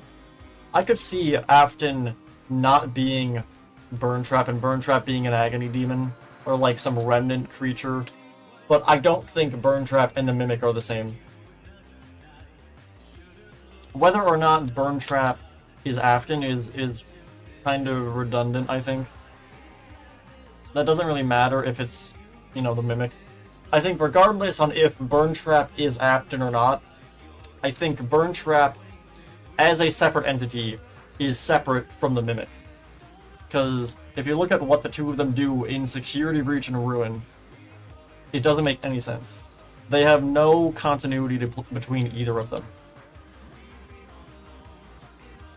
Like, okay, Burn Trap was able to, like, remotely hack Freddy from across that room from the computer monitor. So, like, he can just control technology like some wizard. The Mimic at no point does that throughout any of the screen time we see. And, like, again, Roxy just jumps him. And, again, the Mimic wins that fight because we don't see Roxy again afterwards. And then the Mimic just yeets the forklift. But, like, I feel like the minute Roxy showed up, it's like all the Mimic has to do is, like, snap his fingers. And, like, Roxy's done. Like, it's as simple as that. Like, Burn Trap basically just pointed at Freddy. And then Freddy was possessed. Like, Roxy should have been taken down almost immediately. The fact she got, like, 3 hits on the Mimic is just insane. If we're assuming the Mimic is Burn Trap. So that's why I don't think the Mimic is Burn Trap. Like, Burn Trap is shown to have a specific kind of power, and the Mimic very much does not have that. If I pull this up, Burn Trap, ending.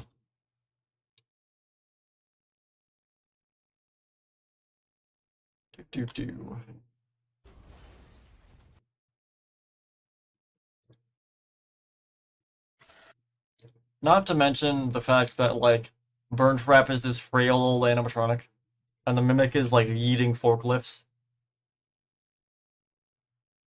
Like, okay, here it is here. So, you know, Afton wiggles his way out of his death pod here. And I'm just calling it Afton for the sake of simplicity. But yeah, no, he just hacks Freddy from across the building through the computer monitor. The fact he can do this, but, like, can't do the same to Roxy when she's literally right in front of him. It's not the Mimic, it's very clearly a different creature. Otherwise, it would have taken down Roxy, like, instantly. Not to mention the fact that Burn Trap moves at the pace of, like, a turtle. Like, he is the slowest animatronic in this entire franchise. Like, this dude, waddles around like he's on the brink of death. Like, he's very much not physically strong. And then he gets yeeted by the blob. Like, and then if we go to the Mimic's ending, do Mimic Chase.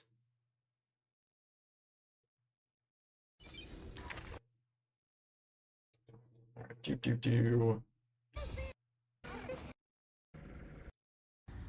Alright, let me brighten this up so you can actually see what I'm looking at here. Because, like, the Mimic, just from what we see him do here, doesn't make any sense. So, again, he throws hands with Roxy. Like, the minute Roxy touches him, she should be done. If we're assuming the Mimic is Burn Trap, then the Mimic should have the same abilities as Burn Trap. So the fact the Mimic doesn't immediately take control of Roxy, like, right there. Roxy just turned her back to the Mimic and it doesn't immediately take control. Like, the Mimic took control, or the Burn Trap took control of Freddy from a PC monitor across the building. And you're telling me the supposed same creature can't do the same thing with an animatronic directly in front of it. Like, and again, we don't see the fight, but like, Roxy throws hands, apparently. Because like, we hear the fight. There shouldn't be any hearing of the fight, it should be over just like that. And then here, the Mimic yeets a forklift. Like, again, you can see the forklift right there. It just shoves that thing over like it's nothing. Like, the Mimic is very strong. It is very physically strong. So, it's like the complete opposite of Burn Trap. The Mimic is stupidly strong, Burn Trap's not. Burn Trap has some techno bullshit powers to hack everything. The Mimic doesn't. Like, Burn Trap and Vanny were able to use the animatronics to dig the entire FNAF 6 pizzeria out of the ground, and yet the Mimic can't get them to dig him out of one room. Like, I don't think the Mimic and Burn Trap are the same entity. I'm pretty sure they're different. They're separate creatures. Whether or not Burn Trap is Afton, I think doesn't matter in this case. Whether or not Burn Trap is or is not Afton is redundant in the grand scheme of them being two different, like, animatronics. Let's do the side part over here. Mimic is actually Burn Trap. What if the Mimic was able to control the Glamrocks, but in Roxy's Raceway, make Roxy snap out of it, and maybe the Mimic can't control her after we snapped her out of it. Yeah, but Freddy had the same thing. Freddy was immune to Glitchtrap's control until he went down there. Like, again, so one thing I've seen a lot of talk about is that when Roxy gets forklifted, and then we basically, like, you know, shut her down, is that she restarts in safe mode, which is what causes her to be good. But Freddy was also in safe mode in the entirety of Security Breach, and was good to us, and Burn Trap still, pretty much immediately after waking up and looking at Freddy, was able to take control of him. So, there's no reason the Mimic wouldn't be able to do the exact same thing with Roxy. I don't think it's a matter of the animatronics being in safe mode or not. If you're an animatronic and you're in proximity to Burn Trap, you're just kind of screwed. Like, I don't think there's anything you can do against that, outside of, like, set them on fire. So, no matter how you really look at it, I don't think Burn Trap and the Mimic are the same creature. And if they are, it was a retcon that Steelwool did, specifically due to the backlash of Afton coming back. And if it was a retcon, which I think it was, they didn't exactly do it that well.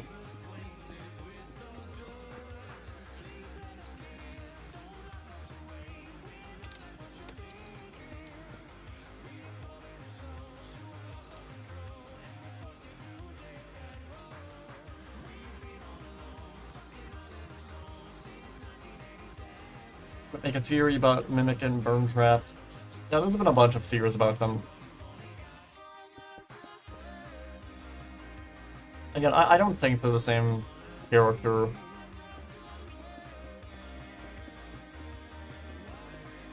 Because, like, they don't have the same goals. Burn Trap was very much working with Glitch Trap and Vanny. It very much seems like the Mimic killed Vanessa, or at the very least, doesn't like her and Gregory. Because, again, I assumed that Gregory, with the whole GGY book or whatever, and Vanessa are the ones that trapped the Mimic underground.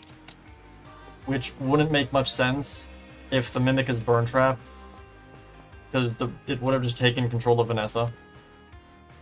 Since we know from the endings of Security Breach that, if we're assuming it's the ending of Princess Quest, then Vanessa is still very much under the control of Glitchtrap. So that doesn't make any sense.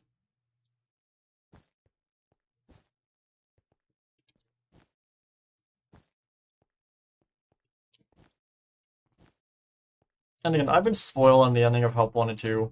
I know that Vanny shows up in some arcade machine or something, but I don't know anything about it. I don't know what the context is or anything. But if we're assuming that's Vanny, and Vanny's back, and it's just Vanessa being possessed again, then, like, that could just kind of prove my point of, like, it was then that sealed the Mimic underground, and then Village Trap just kind of took control again. But I'm not really sure. It is a mystery. And it's a very annoying mystery because it makes everything stupidly confusing.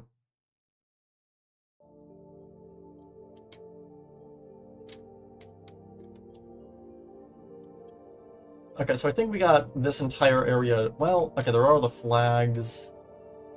How do I want to do the flags? Let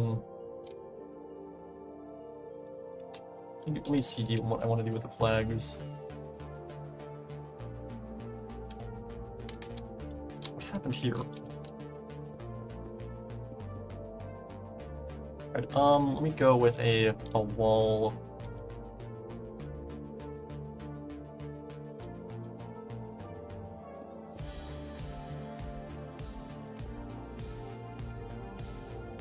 I didn't get Unfreed.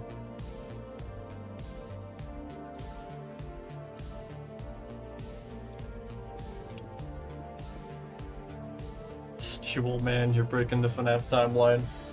Again, I don't think it was intentional.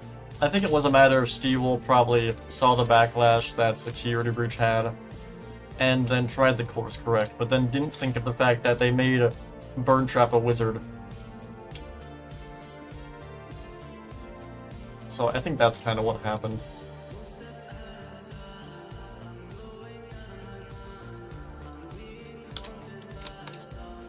Because, like, again, the FNAF timeline, or the FNAF series, has always had, like, you know, spooky, you know, spiritual nonsense, but, like, there's spiritual nonsense, and then there's, like, Afton, like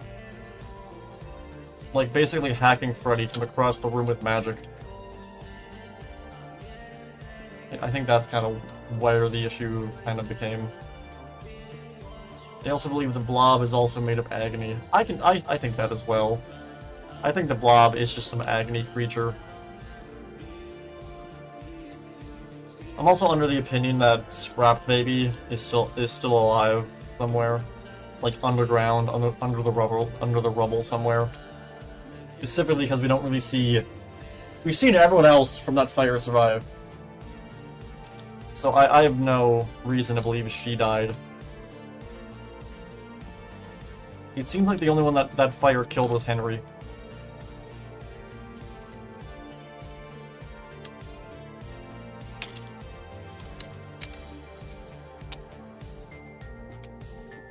Because, like, there's Nightmare-owned stuff all over the entire Pizzaplex, which has led a lot of people to assume that Puppet's alive and doing something. What they're doing, I have no idea. I mean, we know Afton survived, but I use survive with quotation marks, so, like, we don't know if he's a burn trap or not.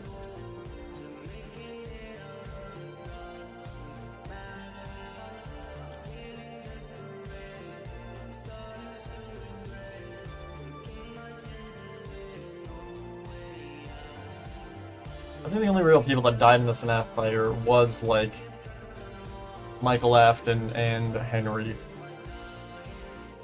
I think that is pretty much it.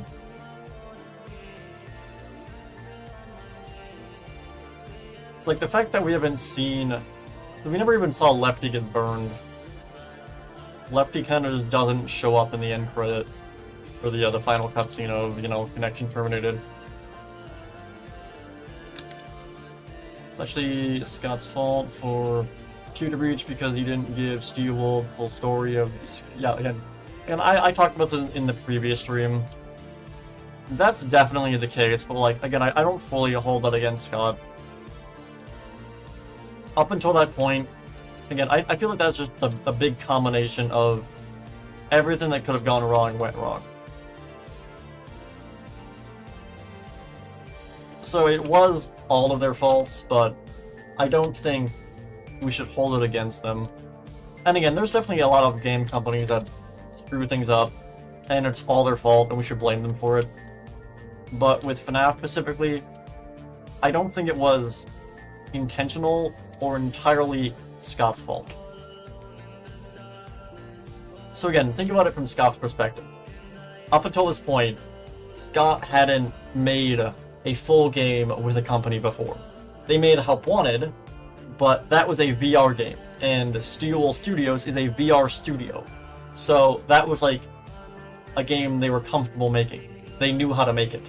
When it came to Security Breach, they had never made a full like 3D game before.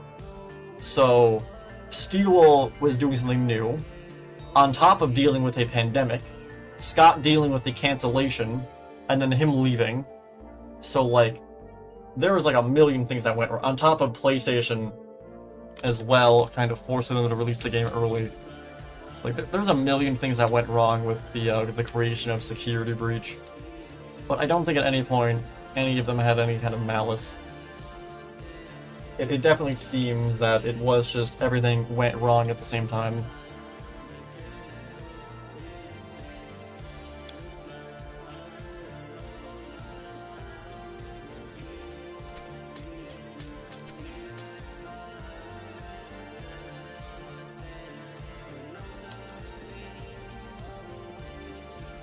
I'm going to bring this out.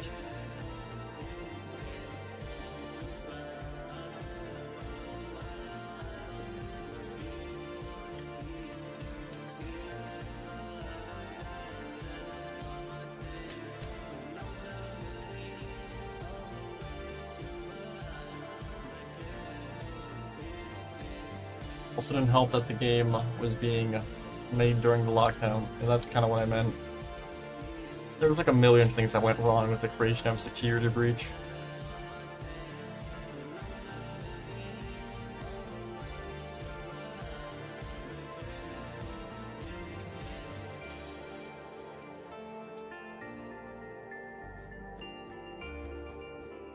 Yeah, so again, it was being made in the middle of a pandemic, on top of the fact that at the time Scott was being cancelled for all the political stuff.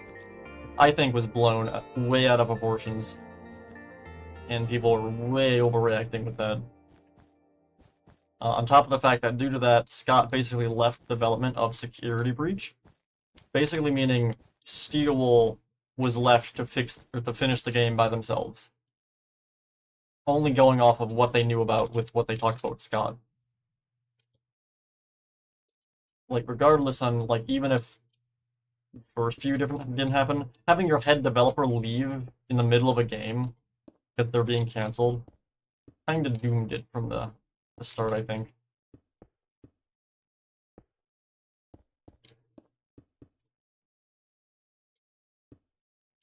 On top of, like, you know, COVID being awful.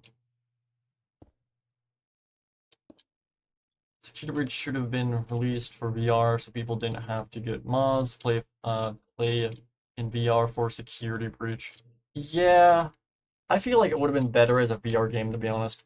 It also would have probably lent better to Steel's strengths.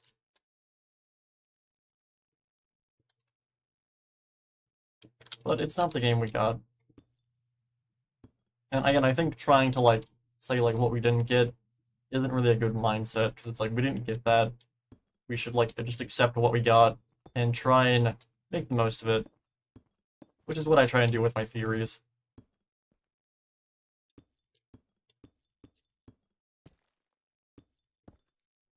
Get some glass.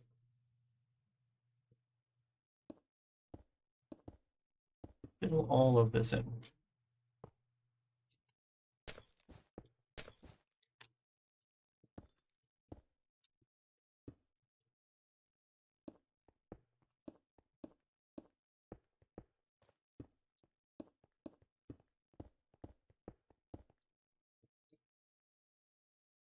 And I'm gonna go and put stairs on top of this.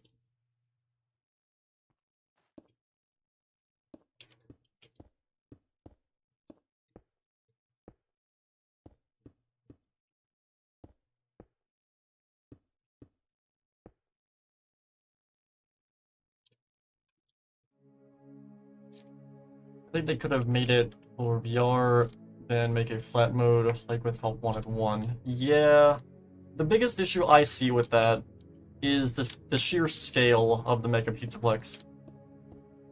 Like, Security Breach already is a laggy game. I think adding VR on top of that would have broke it, like, completely. I honestly don't think the game would have run. It would have been amazing, but I don't think it would have worked.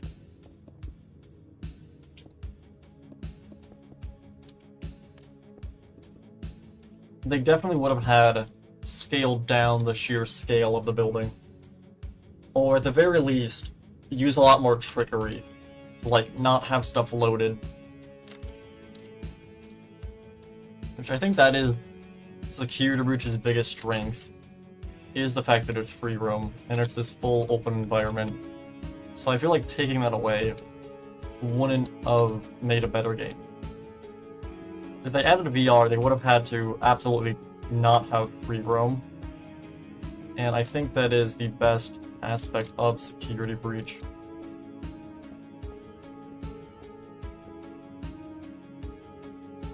Not to mention, having a VR game back-to-back with another VR game, I don't think would have been good. Because, like, they would have had a Help Wanted, Curse of Dreadbear, and then another VR game. I feel like that at that point, the franchise did need another, like, actual game that's not VR.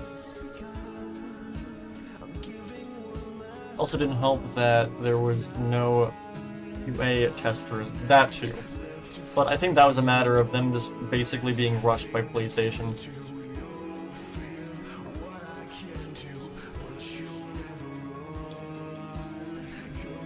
Let me go and copy this.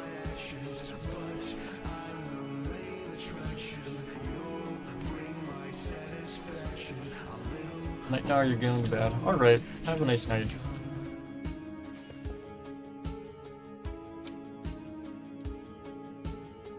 If I were to stand, like, here.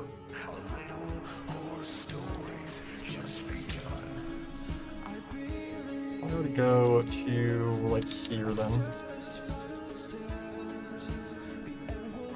Do...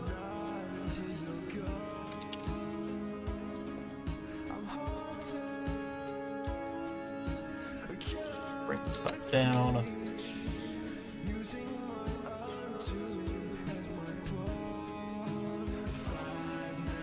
There we go.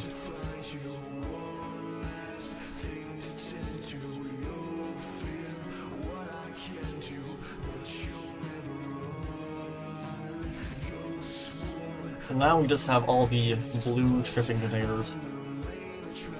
I get a block of amethyst.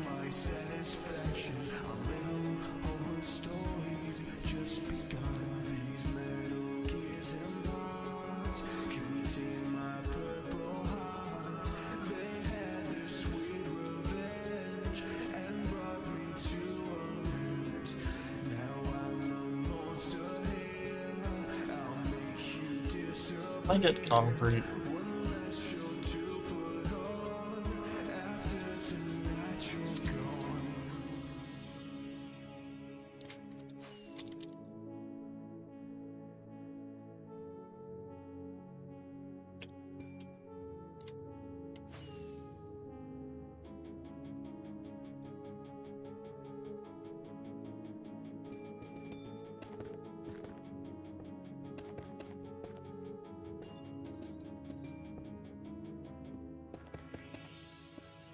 I think this is definitely a better design for the shipping containers, rather than just doing a big blue brick like we did before. Yeah, that looks much better.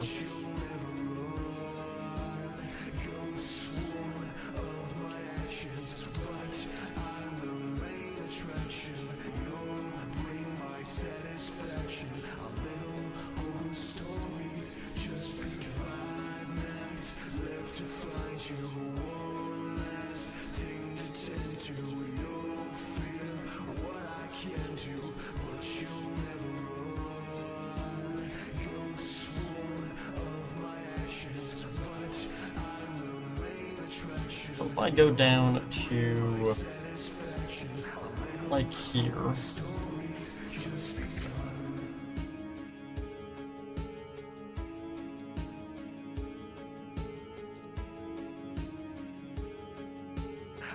There should be 4 of these.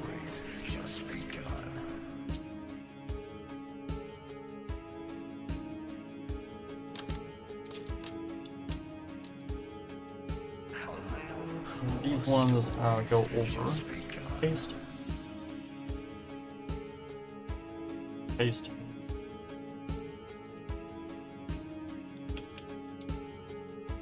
And paste.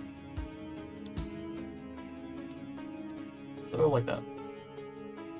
And then from like around here, this one is open.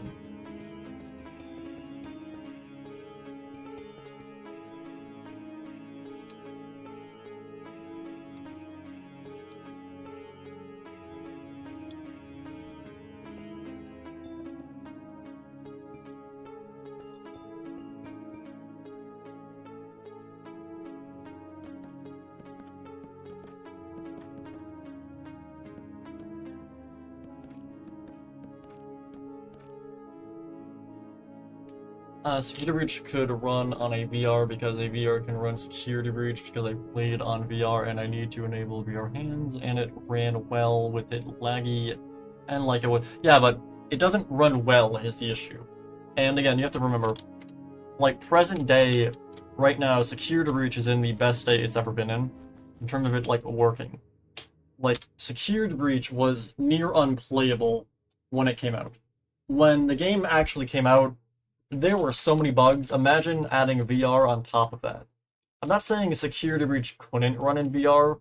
I'm saying if they released it in the state Security Breach was in when it first came out, with VR on top of it, it would have actually just not worked at all. That's more of what I meant with that. Right around here we have some more crates. So that's more of what I was talking about, rather than it just not being possible.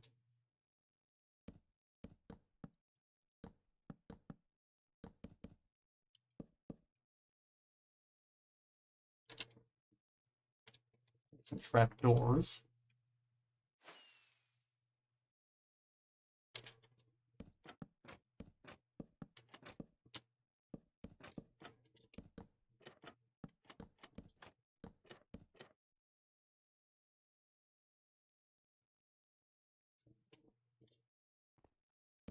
I might actually go make some tea as well in a second. I better at least go get some water. That and this round, all of this. Again, because I went and modded Security Breach to be in VR. So like it does work. It wasn't working great, but it did work. It was very buggy, but it kind of worked.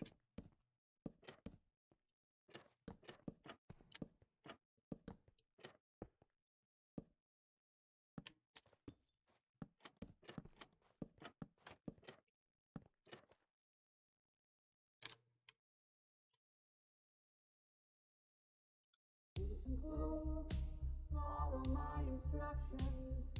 There is no time for introduction. There is like a orange light thing behind this crate. You'll be the one to save us. Welcome to the circus. Power down. Are you feeling nervous? It's voices to deceive you. My voice just wants to leave.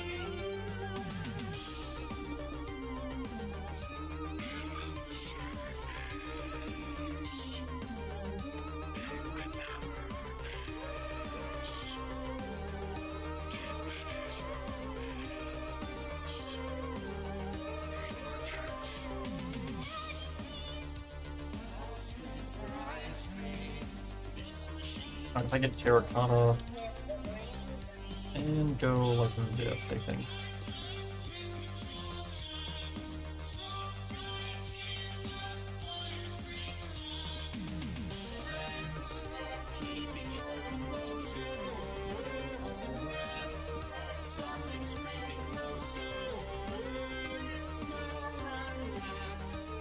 think that works.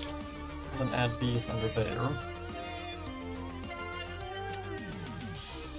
And get a, let me actually just do end stone.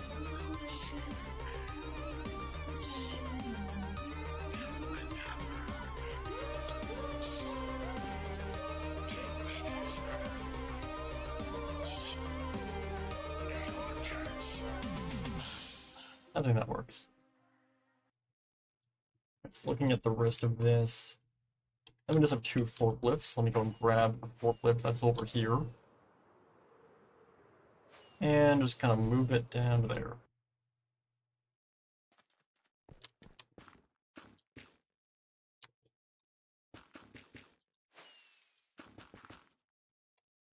Copy. So this one is actually, I think, facing the correct direction. So if I just throw this down on this side, like right here. Yep. So I believe this is the forklift that Roxy gets stuck under, I'm pretty sure. Actually, no, it's further over, I think, but I think this is the same forklift. It's like moved or something.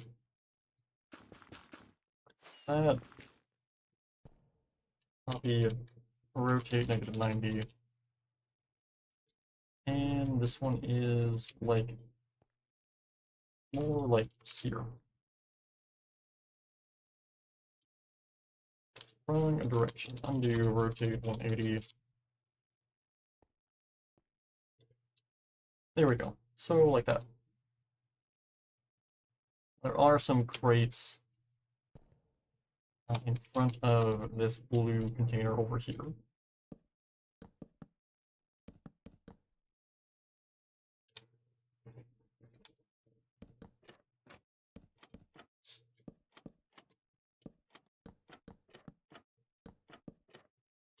And if I grab this and just kind of stack these up.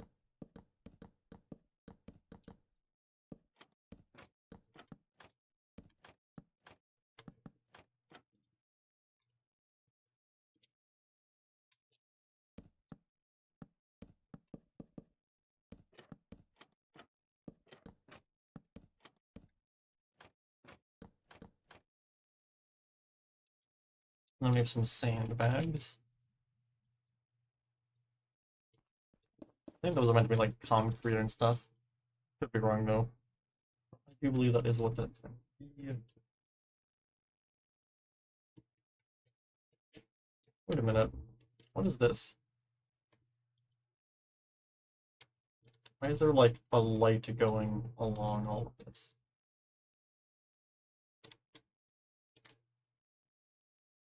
Wait, is the Roxy image like a separate thing they overlaid onto this? It's like it's 3D. Yeah, because you can see the back of it, like, on textures. That's weird. Why would you do that? I have no idea. Peculiar.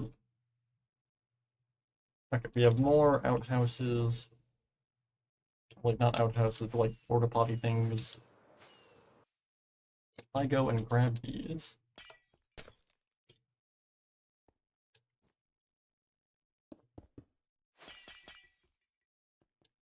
Copy, rotate -90. You get a cauldron.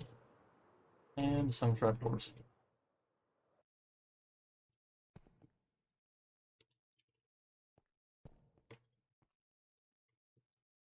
Actually bring these further over to like here.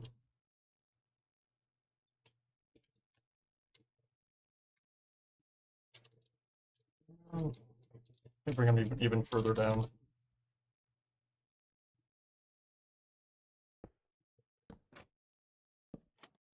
The trash can, that's where the bike goes. We then have some more orange containers.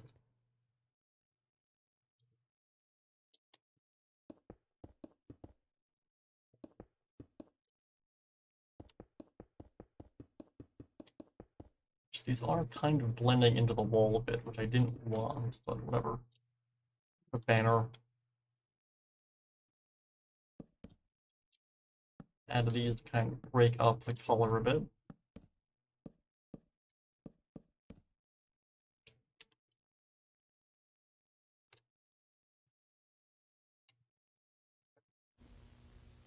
We have some wood with a tarp over it.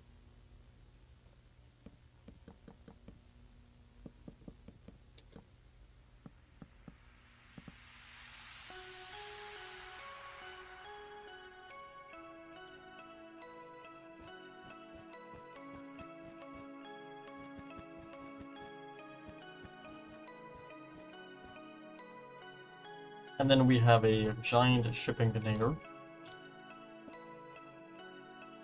So I copy these for page 90. If I go over to here, and it's about pretty much right here. Paste. And there are two of these stacked on top of each other. Hello, Connor Reed's Pens. Welcome to the stream. What is that? Wait. Why does your comment have like an outline? I've never seen that before. What is that? On like the YouTube studio like stream chat, it shows like your comment having like a border or something. Is that like something you did with the font? It's cool if that's the case.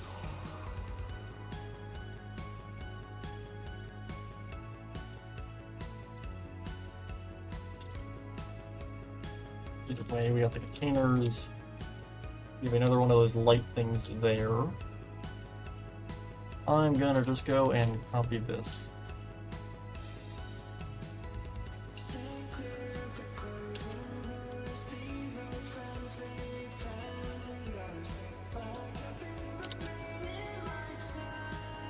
That is basically right here, except it's facing the other direction.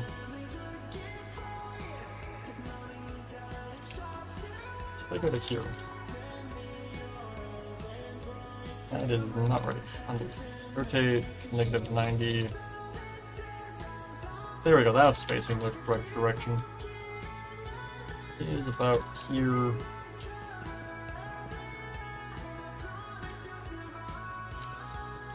Cool. I then get a wall and some bars.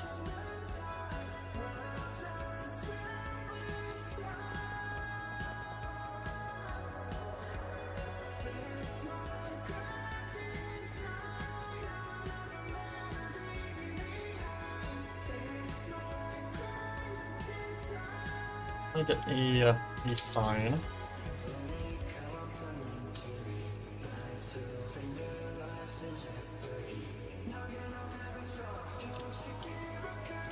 All of that.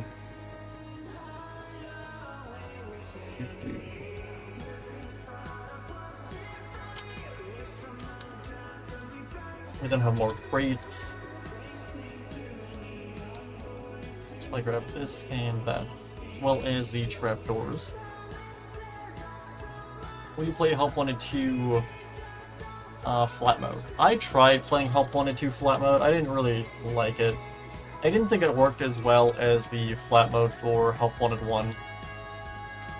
Because a lot of the minigames in Help Wanted 2 are... how do I even explain this? Okay, like the beauty minigame, where you make Roxy look fabulous. Like, that minigame was specifically made for VR. The horror aspect of it comes from the fact that Roxy is directly in front of you, and that you have to manually, like, take the actual makeup with your actual hands and put it on. When you put that on flat mode, it loses like 90% of the fear. And then on top of that, adding buttons on each individual like makeup thing also makes it a lot easier, because you don't have to worry about actually which like container you're currently actually holding in VR. So it's easier and also less scary. So I didn't think it was as good as the flat mode for Help Wanted 1. Like, okay, like the vent repair level in a Help Wanted 1, that is scary in and out of VR, because the actual fear aspect isn't completely you don't lose it once you're not in VR. When you're in a game, you're still like in that small room and you have a limited view. That doesn't change regardless on whether or not you're in VR. And I think the actual puzzles were still like functional and got the same point across that they did in VR. I don't think they did the same thing with the flat mode of Help Wanted 2.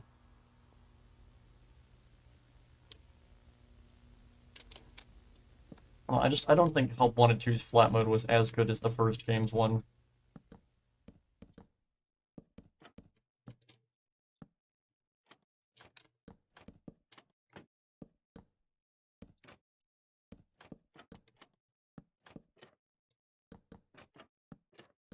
Okay, like the Endo level in Help Wanted 2 is near impossible on flat mode. Because the thing with the Endo level where you're like in the, you know, the Endo warehouse, like that daycare like lookalike room, and you have to do that one minigame. When you're in VR, you can physically be looking at the endoskeletons and then actually have your hands doing the puzzle, like away from you. With the flat mode, you can't do that. So you can only, okay, so the way the game in the flat mode chooses what you're going to pick up is what you're directly looking at.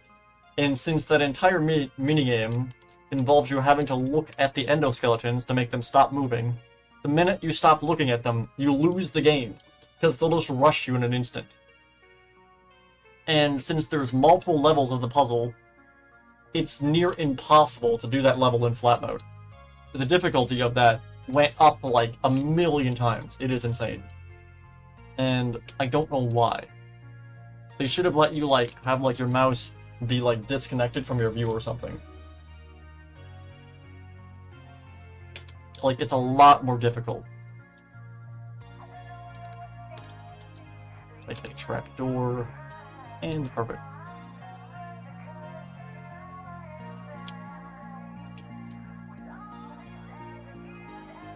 Okay, so that, and these.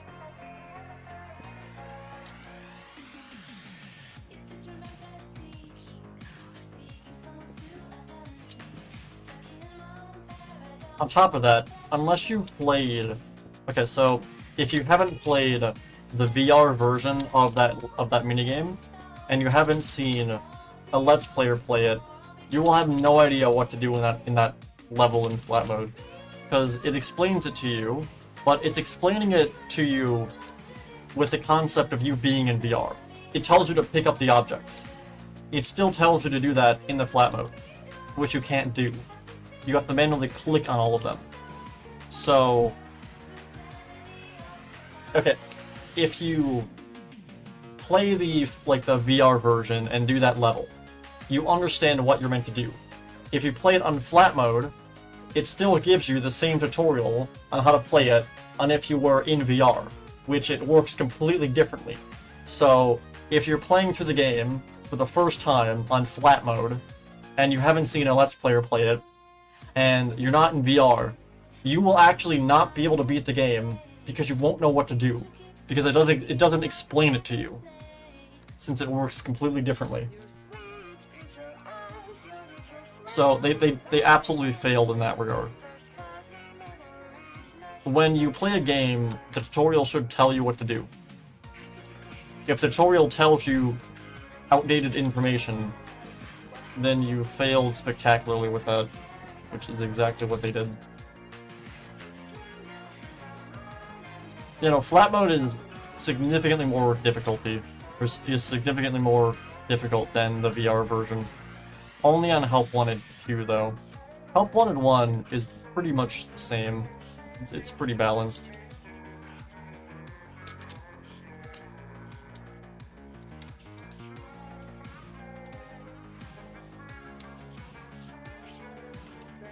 Looking at this,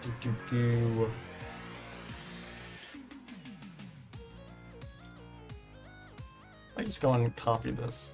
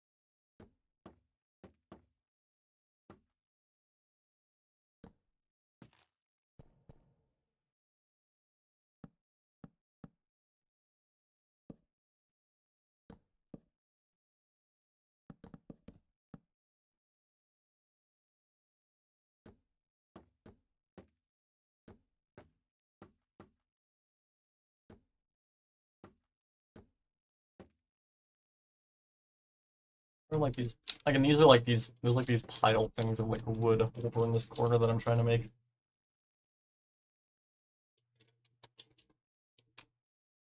Do.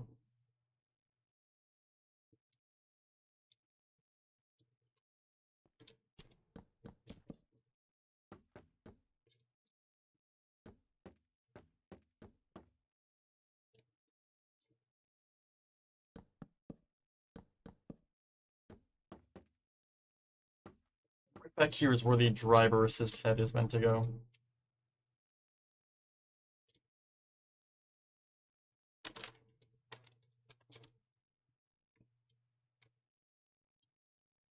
I am curious though.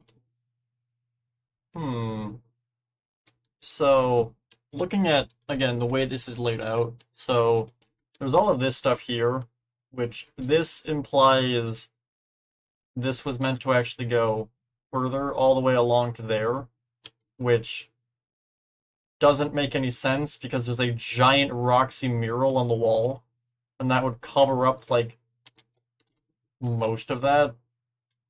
So, like, I feel like this is a matter of Steel trying to add detail without realizing it doesn't make any sense. It's like, oh look, there's like withered kind of, you know, scaffolding parts coming out of the wall.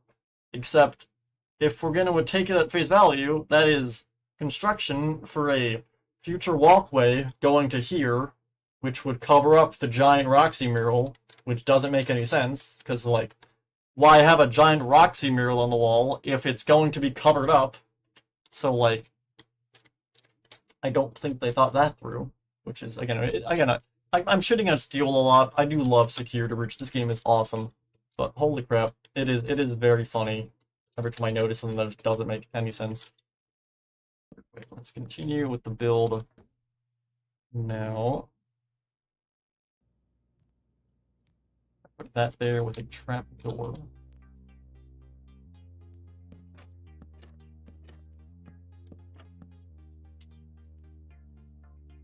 And get rid of these. You also get terracotta and concrete.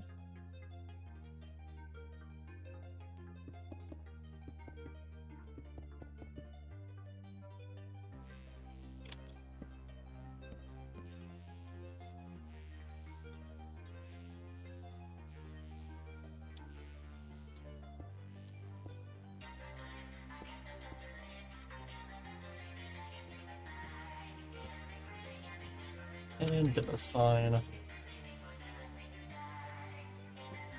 love how Roxy's just been, like, exploring the area for the past, like, hour.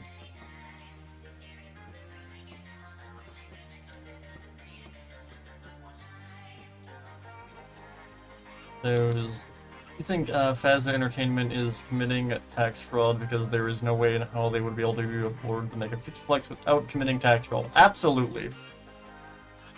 Phasma Entertainment found the murderer of, like, all the younglings. Okay, Phasma Entertainment figured out that William was the youngling slayer.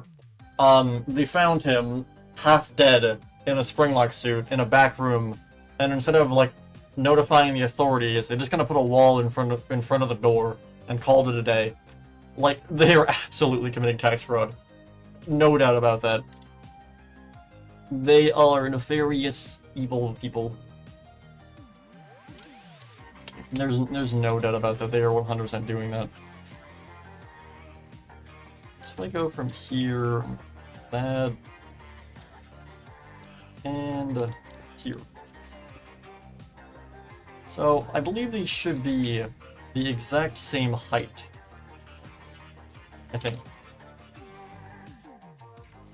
All the way over to here.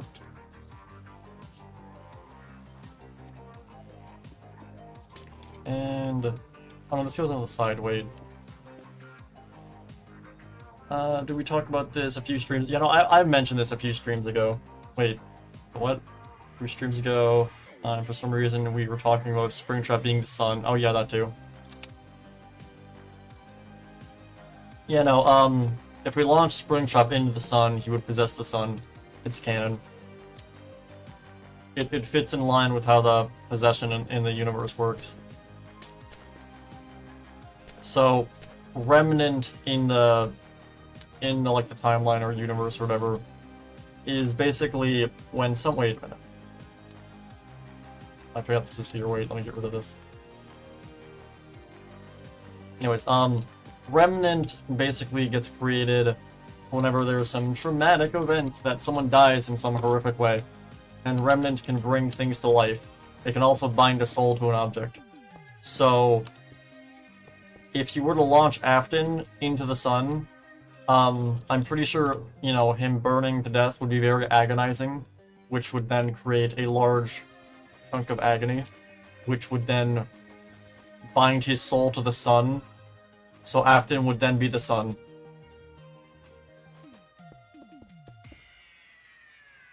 Actually, I think I made an image of this. Wait a minute. I don't know if I posted this. Where was this? Didn't I? Or, let me find this. Wait. What do they do with the picture of Sun Afton? Where is this? What I have done with this? Is that under my photos? Right, now I gotta go find this. I found the B movie Afton.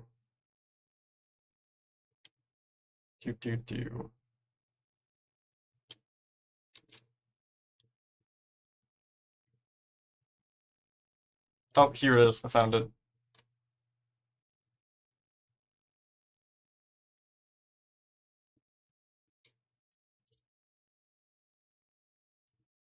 Alright, if I can also— this is B movie Afton. Behold, he's a bee.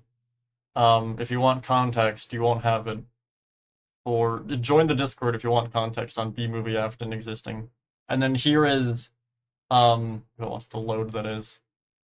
Did this save as a JPEG? God damn it. Why not drop this in? Come on, OBS, let me import the image. Let me import the image, please. Why can't I import the image? I think it's a JPEG, isn't it? Yep, god damn it.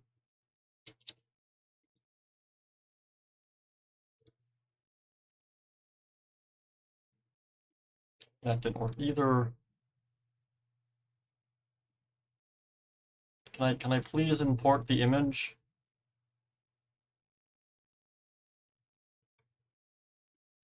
It's not working in the slightest.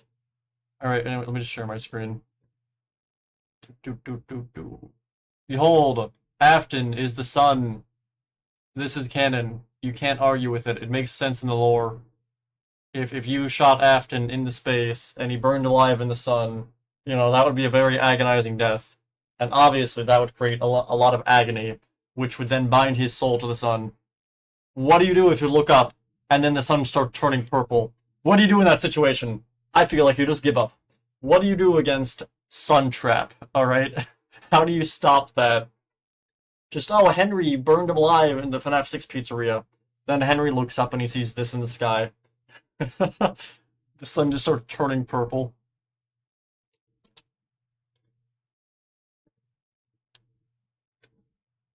I imagine if you look up, you see that, the face of Afton on the sun, and it's just the Day Shift of Freddy's music starts playing. That sounds like something that would be in that game. You should make that be in the corner of the live stream. Wait, which one? The sun or B movie Afton? B movie Afton would probably be more funny. And just be completely out of context. Wait, let me just... It's gonna let me drag and drop him back in. OBS is being dumb, isn't it? Yep.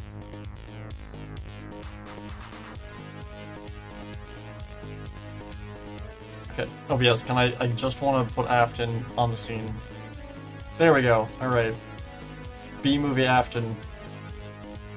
He is very dangerous. Oh, I moved the entire scene now. There we go, we have B-movie Afton. Movie Afton. Oh god, I should Photoshop the Springtrap Afton from, or Springlock Afton from the movie onto a bee. I'm just gonna leave B-Movie app in there to confuse anyone who clicks on the stream. Anyways, back to, oh no, we lost B-Movie Afton. No, come back. I'm gonna save him to the other scene. B-Movie Afton. What do we name him? Stingtrap? The Bee? The Bee of 87? The Bee Sting of 87.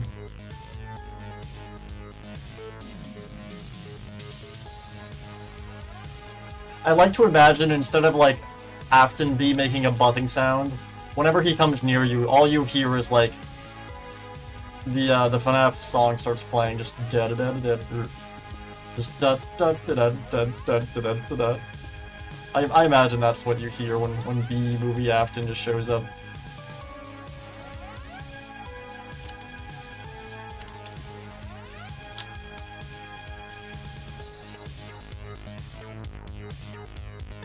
Okay, so let's go get another forklift.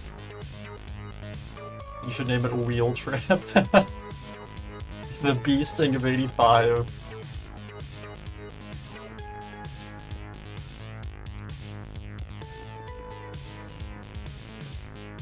So if I go and copy this, rotate -90, fly all the way over here. Bee trip.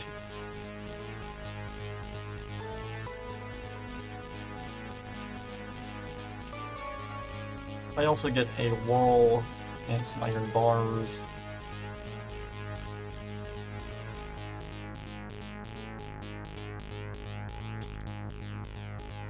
I want to actually move that over. I feel like it's fine.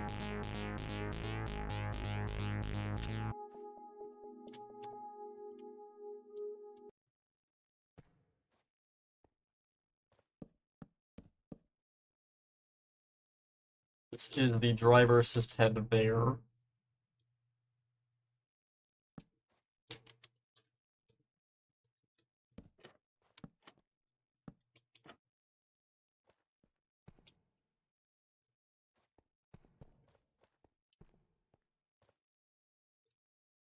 I want to go with, I think Springtrap. Wait, Springtrap, Stingtrap. I think Stingtrap is better.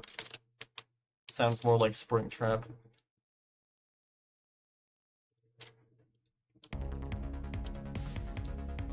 I should make that one of my starting screens for the stream. Of just, Afton in the sun. To just confuse everyone. I'm gonna do that. I'm gonna make it animated. I'll make, like, Afton sun animated. Just to confuse everyone. When do you think the MCI takes place? Which one?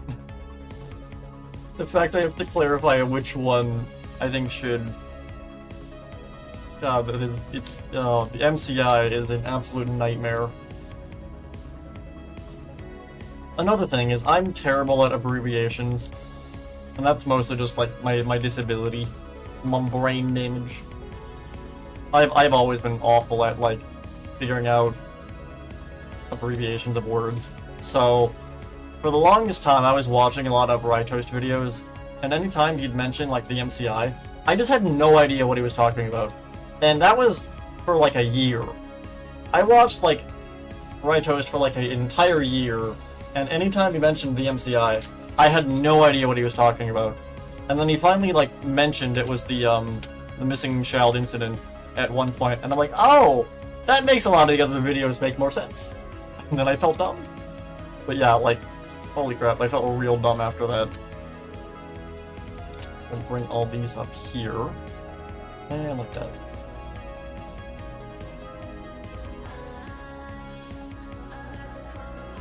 And I'm gonna go and add the rest of those there with some trapdoors on these. The first one. Do you have the slightest idea how little that narrows it down?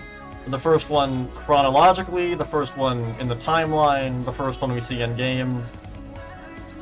Which pizzeria does it take place in? We have done one of those yellow containers, I'm pretty sure. Why can't I fly? Oh. Didn't we do one of these yellow containers already? We did. Right there.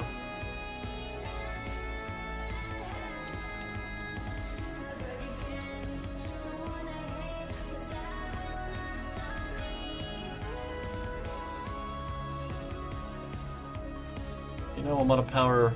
Wait, what's that? Wait, there's a bee. God, that's even funnier. Like, you run out of power in FNAF 3, and like, you know how like Freddy will sit in the door and do like the corridor march? Instead, you just hear like an ominous humming, getting louder and louder, like coming from like the hallway, and then you just see like the silhouette of like a bee, and then you get stung and die. Instead of like you getting stuffed into a Freddy suit, they just like stuffed you into a honeycomb or something. Beware the bee trap. He will sting you.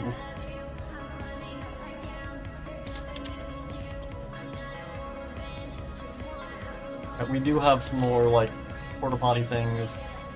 2 of those, so I will go and grab these.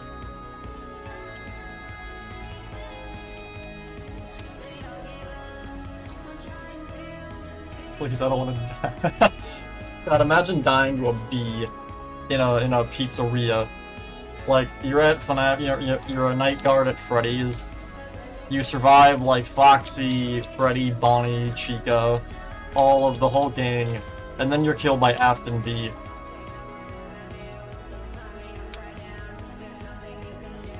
The Sting of 87.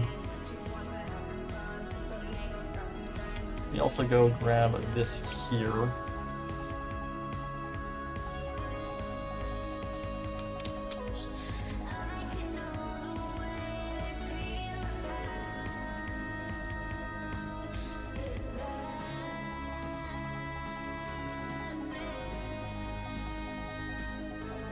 Copy, rotate 90. The original MCI, not the FNAF 2 one. So the one, like the first one, FNAF 1 location, where Afton unalived the younglings. I mean, I guess like what I think about it is like, I don't know, it's bad, I guess. I'm not sure what you want me to say about it.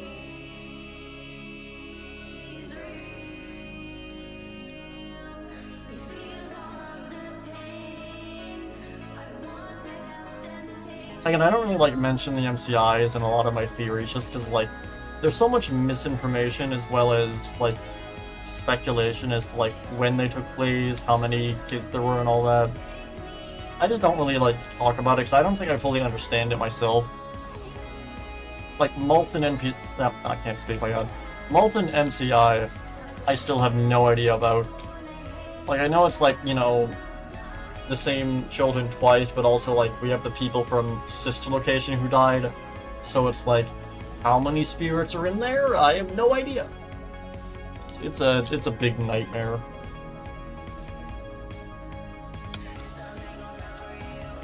There's also another forklift back there.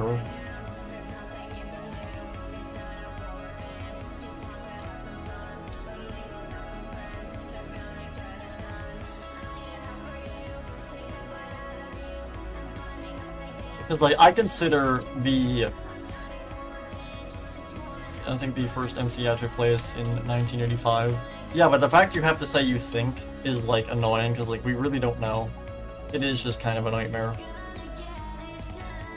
So like, okay, the Molten MCI is like the original animatronics being like smelted down and then reforged, so the spirits get transferred into new bodies or whatever.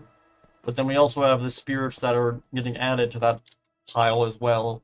On top of the fact that I also consider the 2 technicians that the Funtime animatronics like unalive and then hang in sister location, I kind of lump them in as well with Molten MCI, since like if you die in a Freddy's pizzeria, there's like a 90% chance you're gonna end up in an animatronic. So like the fact that they both have a real bad time that night and get hanged, like they're probably in some suit somewhere.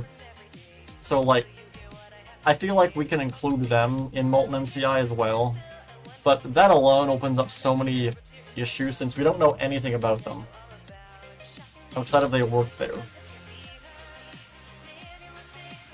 like, those two technicians cause such an issue with Molten MCI. Do we include them? Do we not include them? It's a nightmare.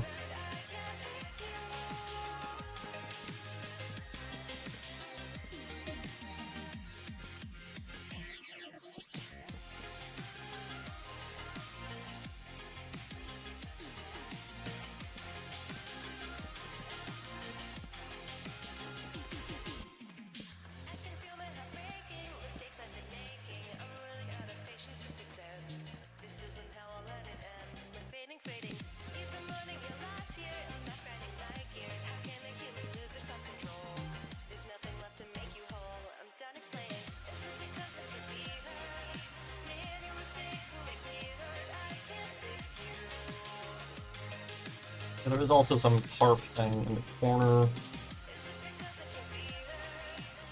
Pretty much in front of this.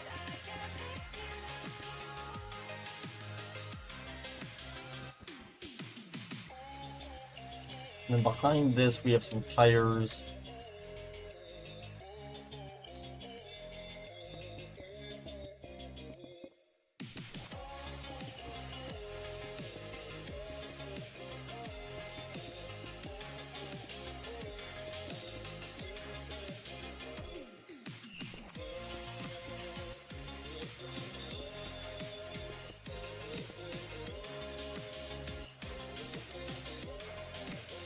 And then we just have a bunch of crates.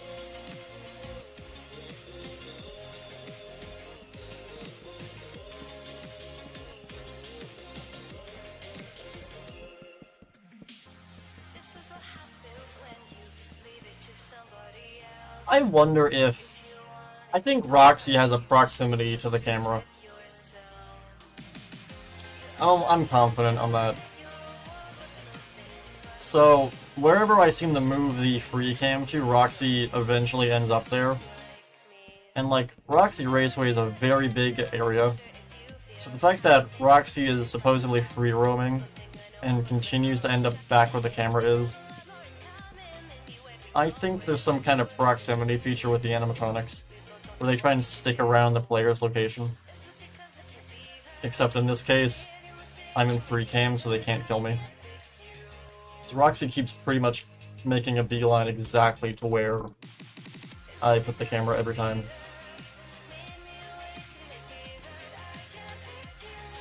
The reason I think the first MCI take place in 1985 is because that's the first date it has shown up twice in 2 different FNAF books. Yeah, but that also opens up the issue of, do we trust the books? Do we include the books? If we consider the books to be true, how much of the book is true? It's an absolute nightmare and I hate it. Again, when it comes to book lore, I honestly try to ignore book lore entirely. And I go off of... Whenever I make a theory, I go off of the information I have from the games only.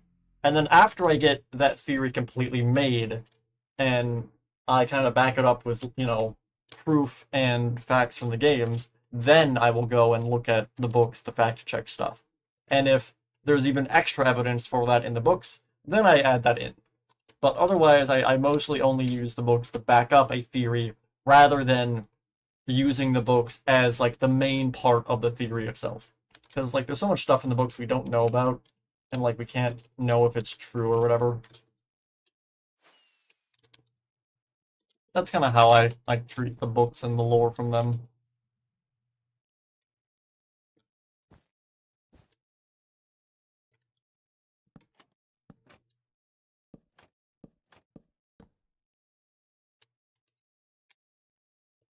Get a carpet.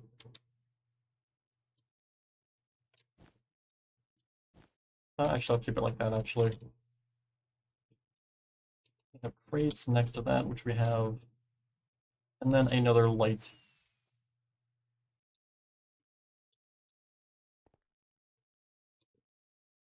Just go and copy this one.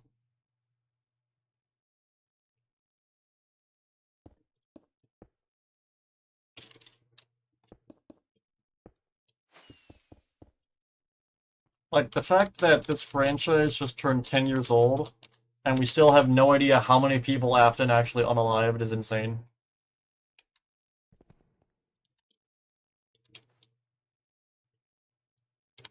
That's not right.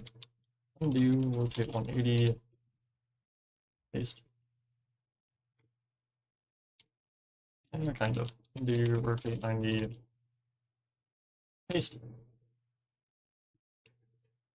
Also not right. Okay, rotate negative 180. There we go. Okay, cool. Undo, and paste.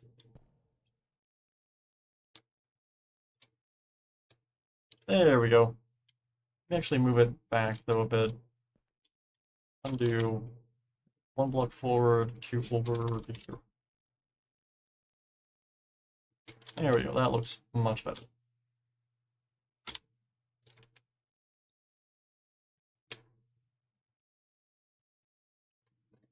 And this one is definitely more of a yellow color as well.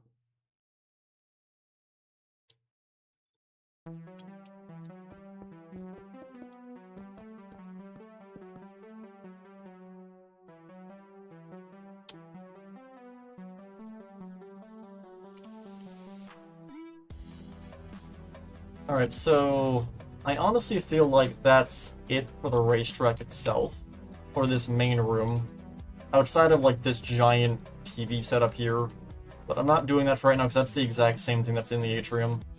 I want that to actually have like a screen on it. So I'll finish the one in the atrium and then paste it in here. As for the opposite side of the racetrack though, you go up here.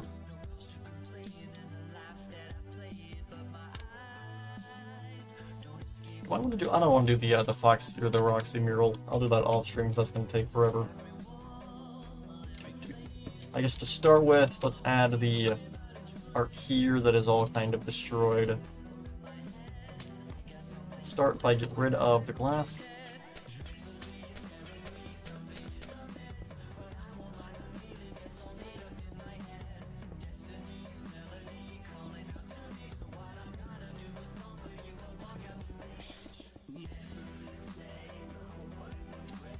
I then get fences.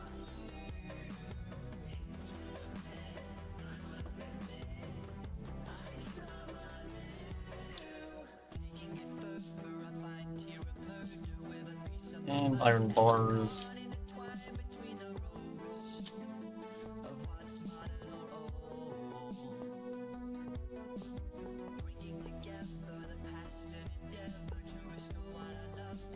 And slabs.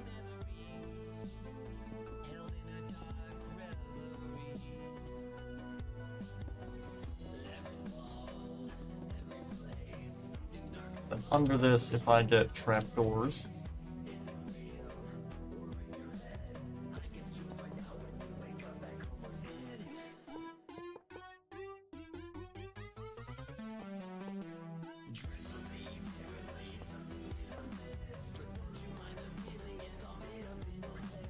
I then get slabs. Not that one. I think that's here.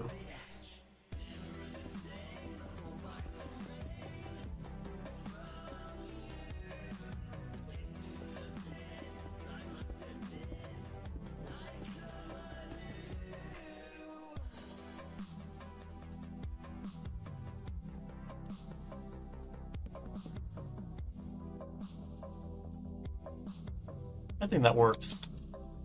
I were to then break some of this. I do chisel.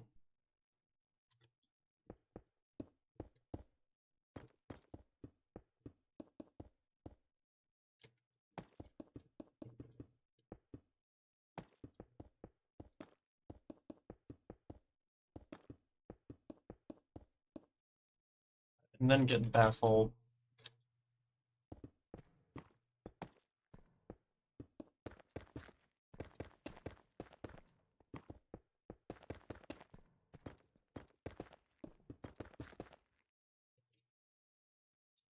As well as slabs.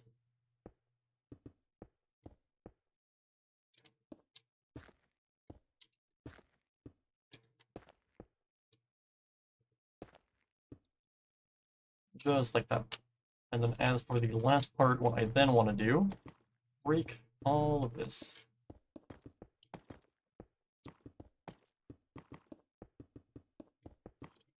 we're going to replace all this with stone.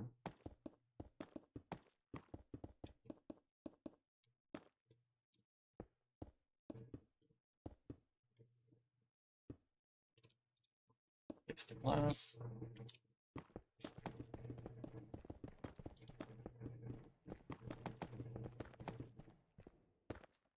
Okay, now what stone do I want to use for this? I could do concrete, actually. Wait, yeah, let me do light gray concrete. Bring it down to there, and I then just do the pillared one on each row.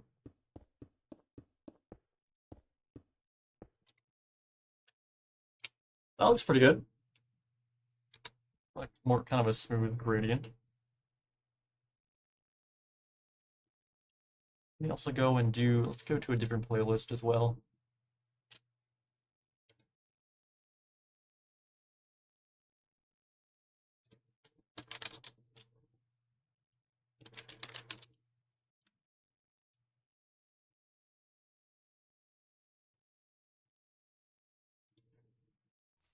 There we go. If I think it's stairs.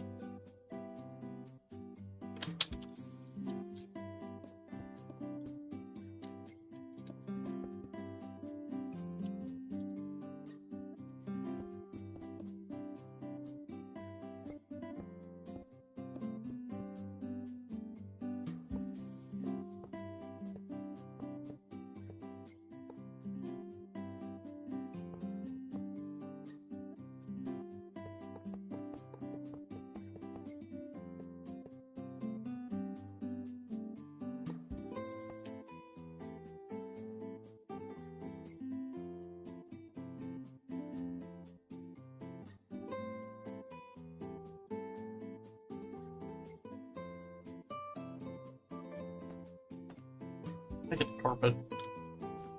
This is kind of all of some random junk around here. There's also a wheelbarrow. Do that, like that. Let's see. I get trapdoors.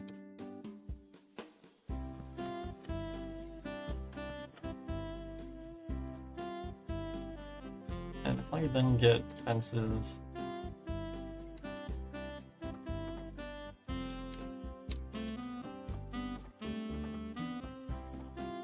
There we go.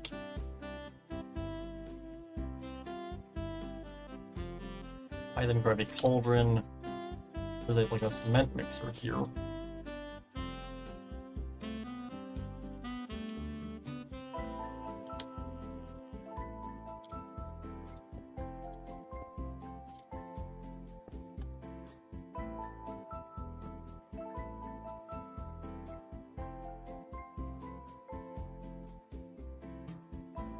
Going up from here is another porta potty.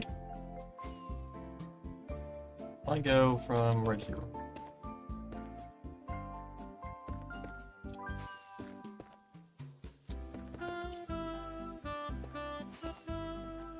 Copy. And if I go all the way over to here, it's like here. Also just noticed that this area here is actually stone. Didn't even realize.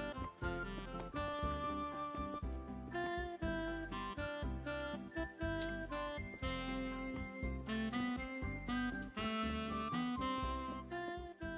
sure why this is all stone, but whatever.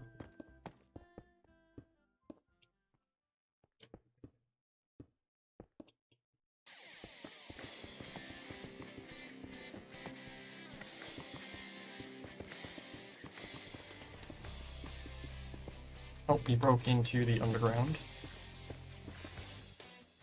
And I'm gonna go with a wood chisel.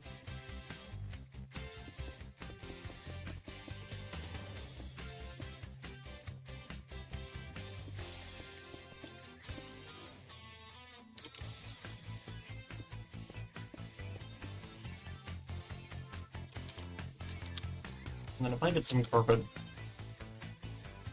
I'm going to just give this sort of a rough outline.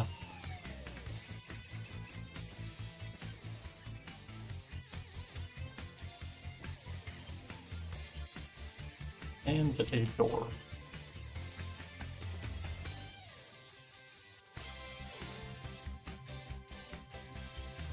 So there's another one of those round, like, platform things. Let's go and grab the one we made over here. Actually, you know what? No. If I just grab the item frame itself. This one is smaller.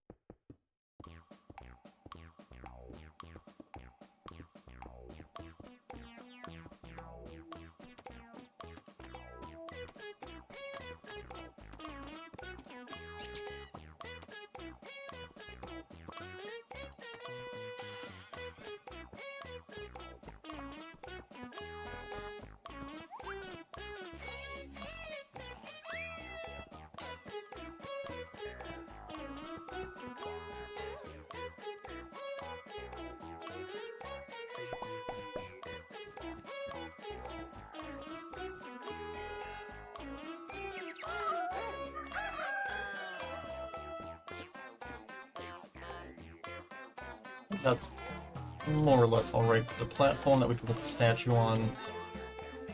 Oh boy, how do I do this? I don't think I can do this, because these are all on different angles and on a scale. I don't think we could build good-looking go-karts. How do I build multiple small-scaled go-karts like that look good and not terrible? Don't know if I can. I don't think I can. I'll outline it and we can do like a model, I guess, with it. The only way I see that working.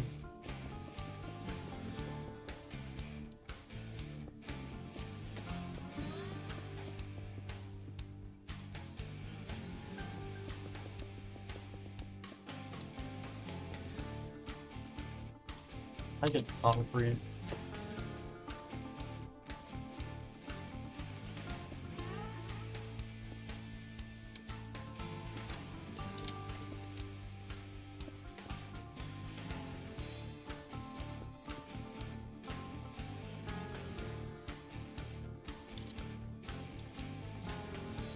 Okay, so we have that.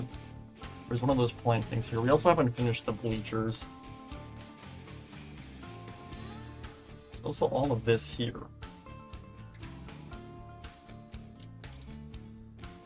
I do wonder if there was meant to be an arcade here. Do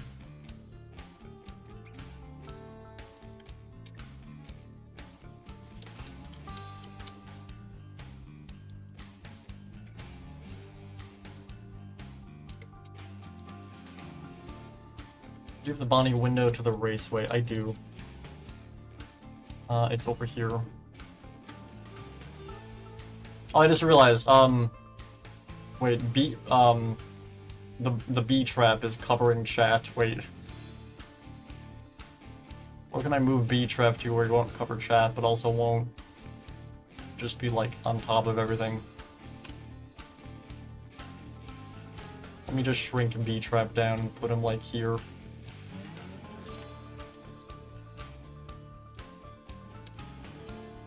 Alright, I think what I'm gonna do as well...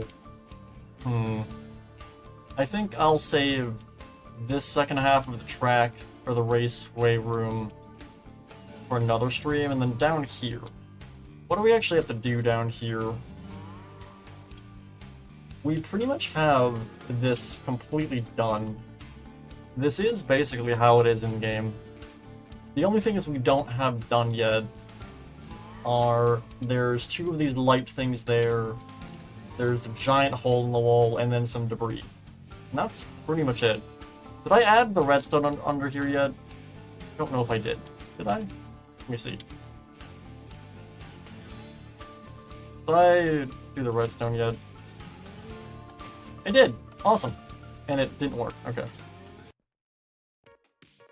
Got, like, stuck in the boat model, I think. Cool. You can go around this. pretty much seamlessly. Yeah, this pretty much works perfectly. You can do a full lap of the entire track on a boat. Yeah, I think that's where I'm going to call it, mostly because it is literally like 12:19. It is literally midnight currently. So yeah, I'm going to call it here. We didn't finish the racetrack, but we got like, well, we kind of finished it, I guess, in terms of this room, minus the balcony area over there. So with that, oh, I'm crashing into everything. I can get back on the track. There we go. Yeah, so that is where I think I'm going to end it. So with that said and done, I guess we'll continue this in another stream, probably after the 100th stream, just because I don't want to kind of mess up the timing I have with that. So with all that said and done, as I'm spinning out of control here, I hope you all enjoyed this second later stream for today. And yeah, we definitely got a lot done today with the racetrack, and it is definitely looking pretty cool. And then before I actually end it, there is two things I want to do real quickly before we end all of this. Oh, I forget. Which block did I use for this? That's all crimson. Okay. So, let me select. I want same block. What I want to do... How can I do this without breaking everything?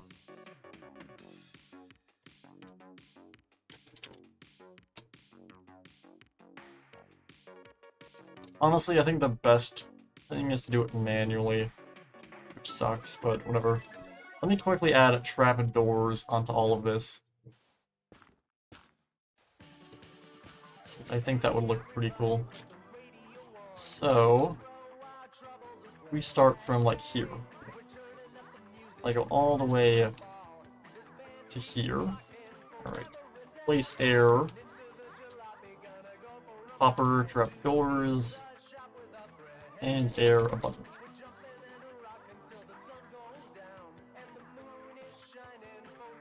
Oh, I did two here. There we go. I get rid of the extra parts. Yeah, again, having the trapdoors really does make this look much better. Let's kind of quickly go and add these all along here.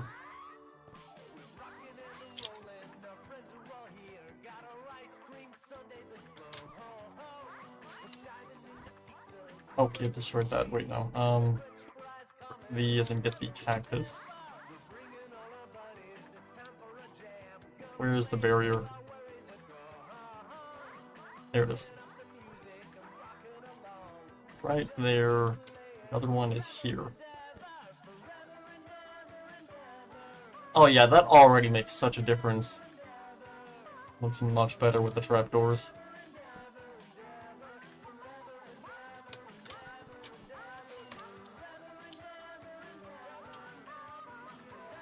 It really does bring the, like, kind of desert aesthetic to the front. Makes it look much better.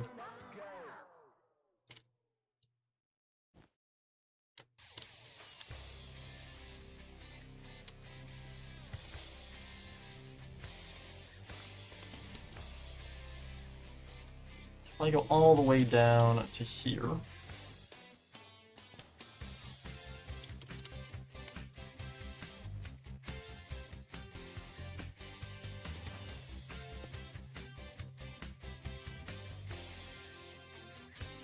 did nothing. Why did that not work?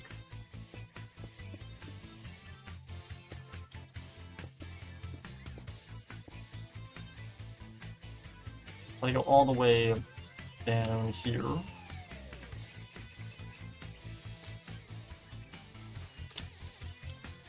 Oh, I need to go one up, wait.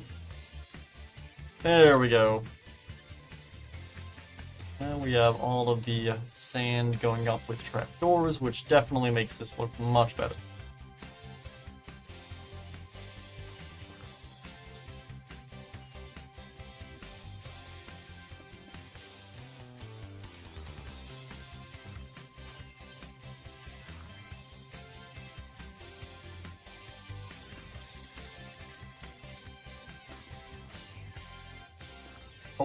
We got floating trapdoors. I gotta get rid of these.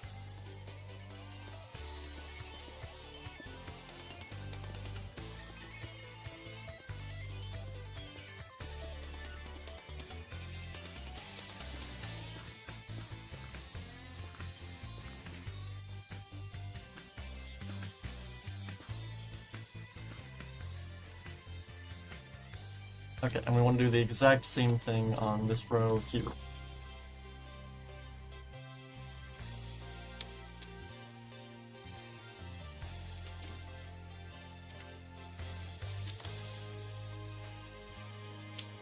There we go.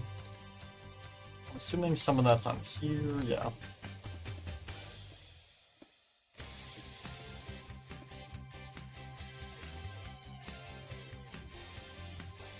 Yeah, adding the trapdoors really does add that extra detail to make it look much better.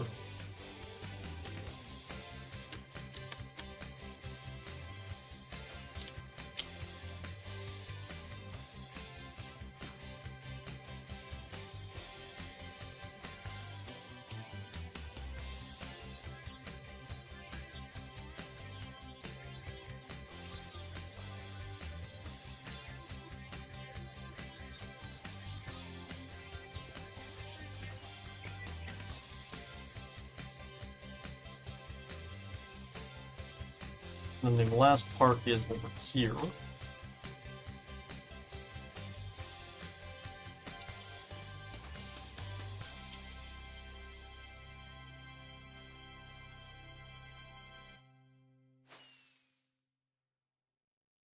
And that should be all of that. Alright, so now we have all the doors.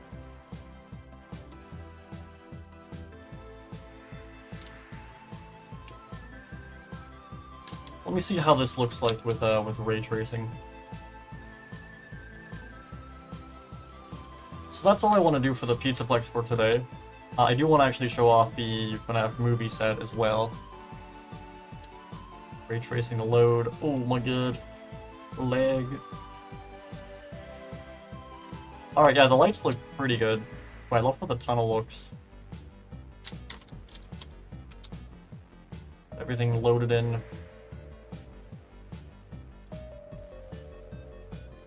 But again, this looks much better. I do think I might darken the room a bit.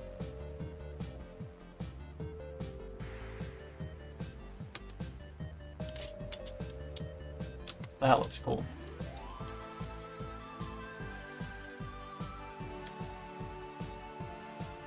Like, the light rays are kind of breaking through the walls because it's just such a big room. Okay, I think what I'm gonna do before we end this, let me go up here.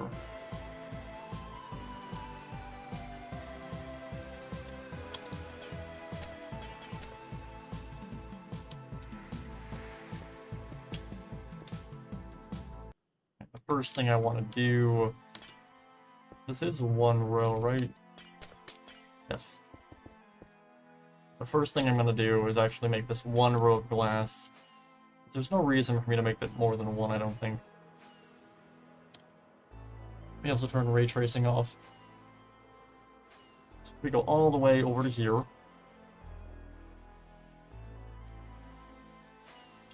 And cut.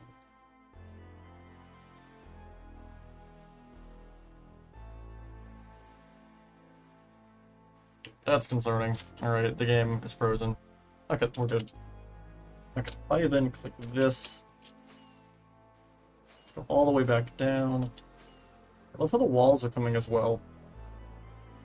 Again, I have been slowly building up the exterior walls. They are looking very cool.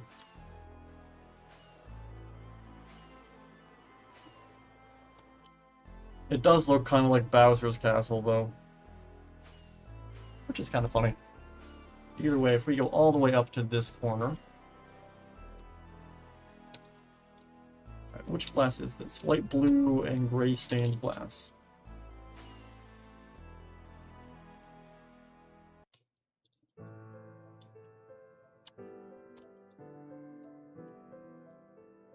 And cobblestone.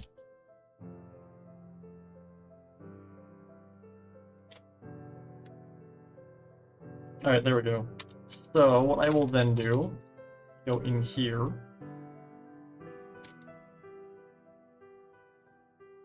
It is still pretty bright. Oh, you can definitely tell the difference with the wall over here. It is much darker. Ooh, the texture actually looks really cool.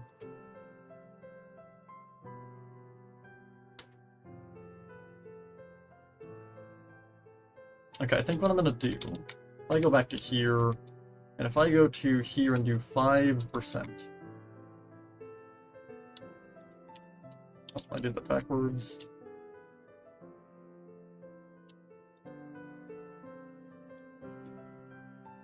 That should update the lighting and make it a little bit darker.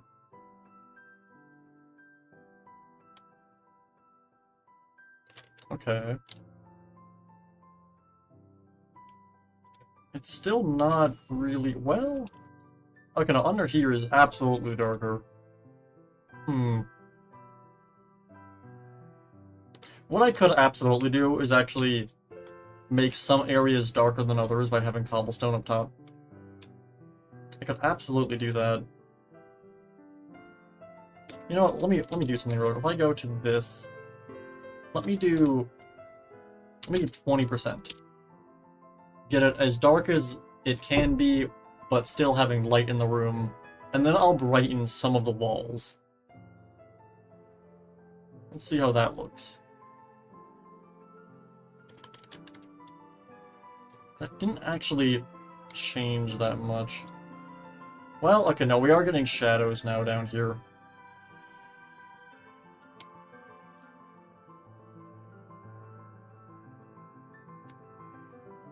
It is just such like a big area up there is the issue. Right, you know what, let me go with 40% cobblestone. See what this looks like.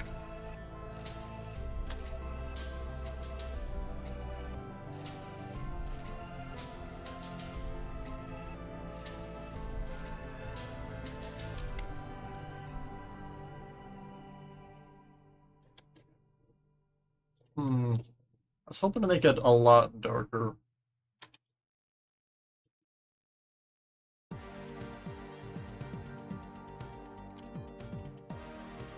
Okay, either way, what I'm gonna do now, if I head all the way down to here.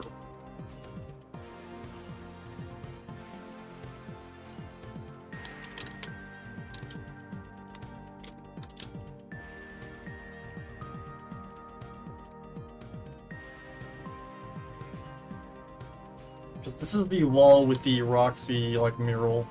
So I want this to actually be a lot brighter.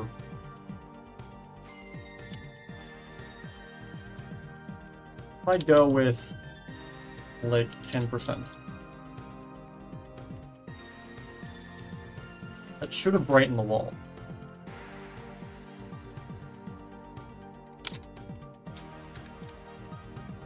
Did it? Okay, no, it definitely did. Alright, let me go with, like, 3%.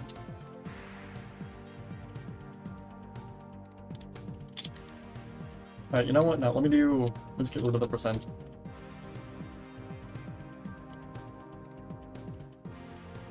I think that looks much better. Since you still get shadows here, but the actual wall itself is no longer completely dark. Let me do the same thing on this side.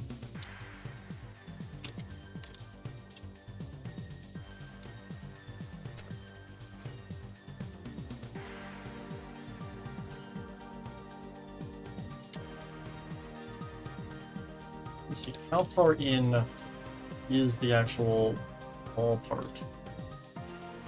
Oh, it's like there, okay.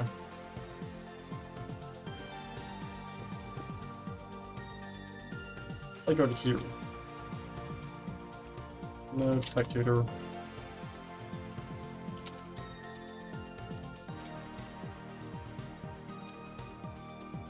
I did not go over far enough.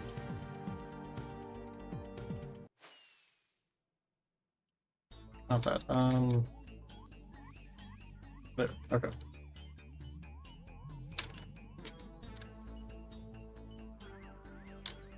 Okay, that looks much better. And you can't really see the difference with the ceiling. See how it looks without night vision. I don't have night vision on. Yeah, again, this is without night vision. If I give myself night vision, this is it with night vision.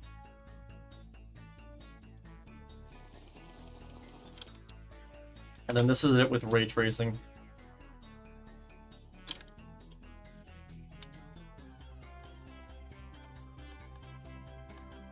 Which it looks very good with ray tracing now that you have more shadows.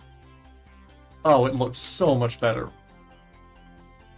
Having the contrast between like the dark areas and the actual lights looks so much better now that everything's kind of cast out in shadow.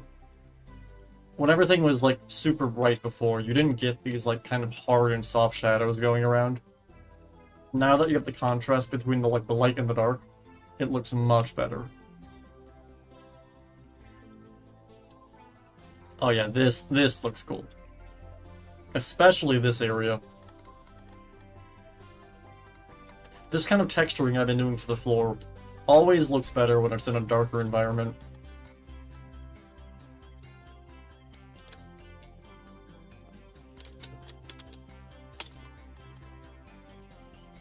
So this all looks great. Let me turn my render distance up.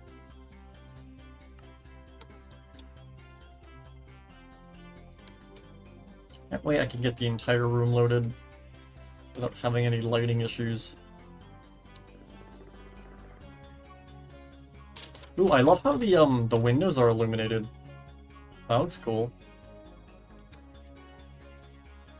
I do feel like this is still, this wall specifically, still too much in darkness compared to this wall here.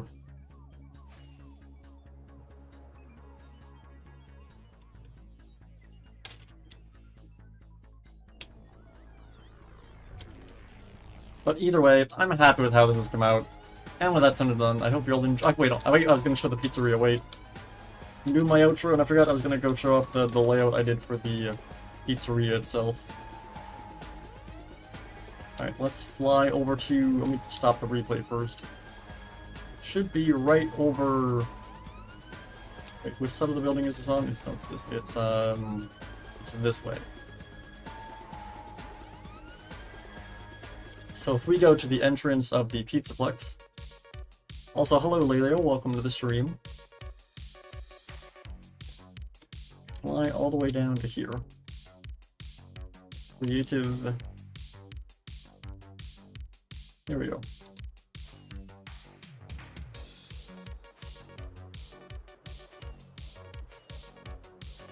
So I showed this off at the this morning stream, but over here we have, if I get night vision, because I haven't put the lights in yet.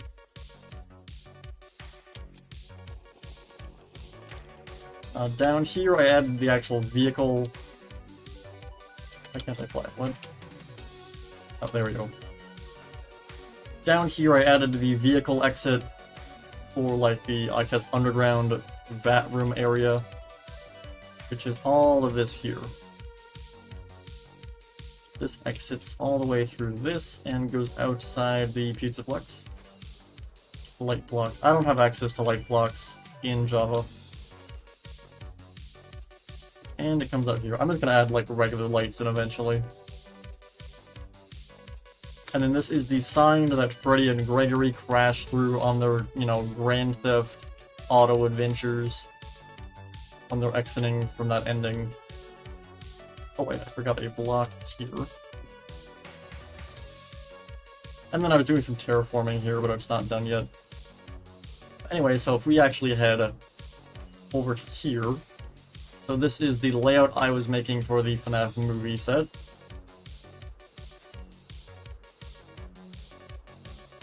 So I have it all mapped out and ready to be built. So right here is the main entrance. So you'd walk in here. Right here, this is that little hallway thing that where Afton shows up in and is all spooky. We have the main room. We have the main stage, Foxy's Cove. The security office is, I believe, this room here. This is the room that the, like, I guess, criminals break into. That's the door they enter through. This is that long hallway where Mike and the previous night guard get chased through. The bathrooms, which we never see, I don't think.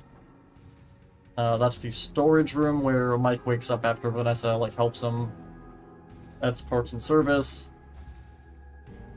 And that's pretty much it. Yeah, so I got the whole thing mapped out. And I also went and mapped out the entire parking lot. This is where Mike usually parks his car. Why is it so big? Because I only build big maps and I'm crazy, so... I like making everything as grand as possible. And then over here, this is... I don't actually know what this building is, but there is a building, I think it's like a hotel, right here. If you look at some of the background surrounding areas... Again, so I wanted to build the actual environment the pizzeria is actually in. I'll actually just pull up the movie. Well... Can I pull this? Okay. Let me pull it up, but I'm gonna have to pause it because I don't want to get nuked by Universal.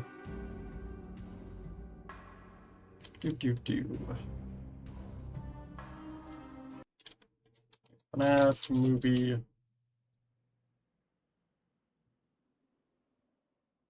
Alright, is this here? When do you see it? It's after the MatPat cameo, I'm pretty sure. Wait, it's night 2 or night 3? Yeah, it's night 2. Night 3. Okay, so let me show this on my screen.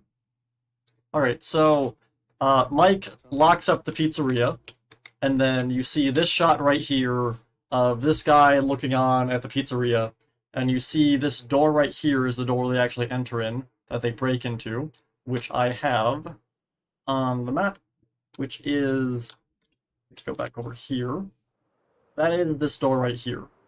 Now, that guy is actually standing right here, outside of whatever building this is here, and he's staring all the way across to where Mike is. And I figured that out because right here, this is where that crashed Freddy sign is, and then looking at where Mike parks his car. So that is just this angle right here of the building. You see more of like the actual building here, and then this guy has a motorcycle, and then this has them, you know, there's the actual exterior here, and then they break in. So I've been kind of piecing together the general layout of the building from that. And also the first scene, where is this? Yeah, right here. So this shot here is basically from a kind of, it's a similar area from where the previous guy was standing, but you see more of the Freddy sign and more of a wide out open view, and then Mike drives in here.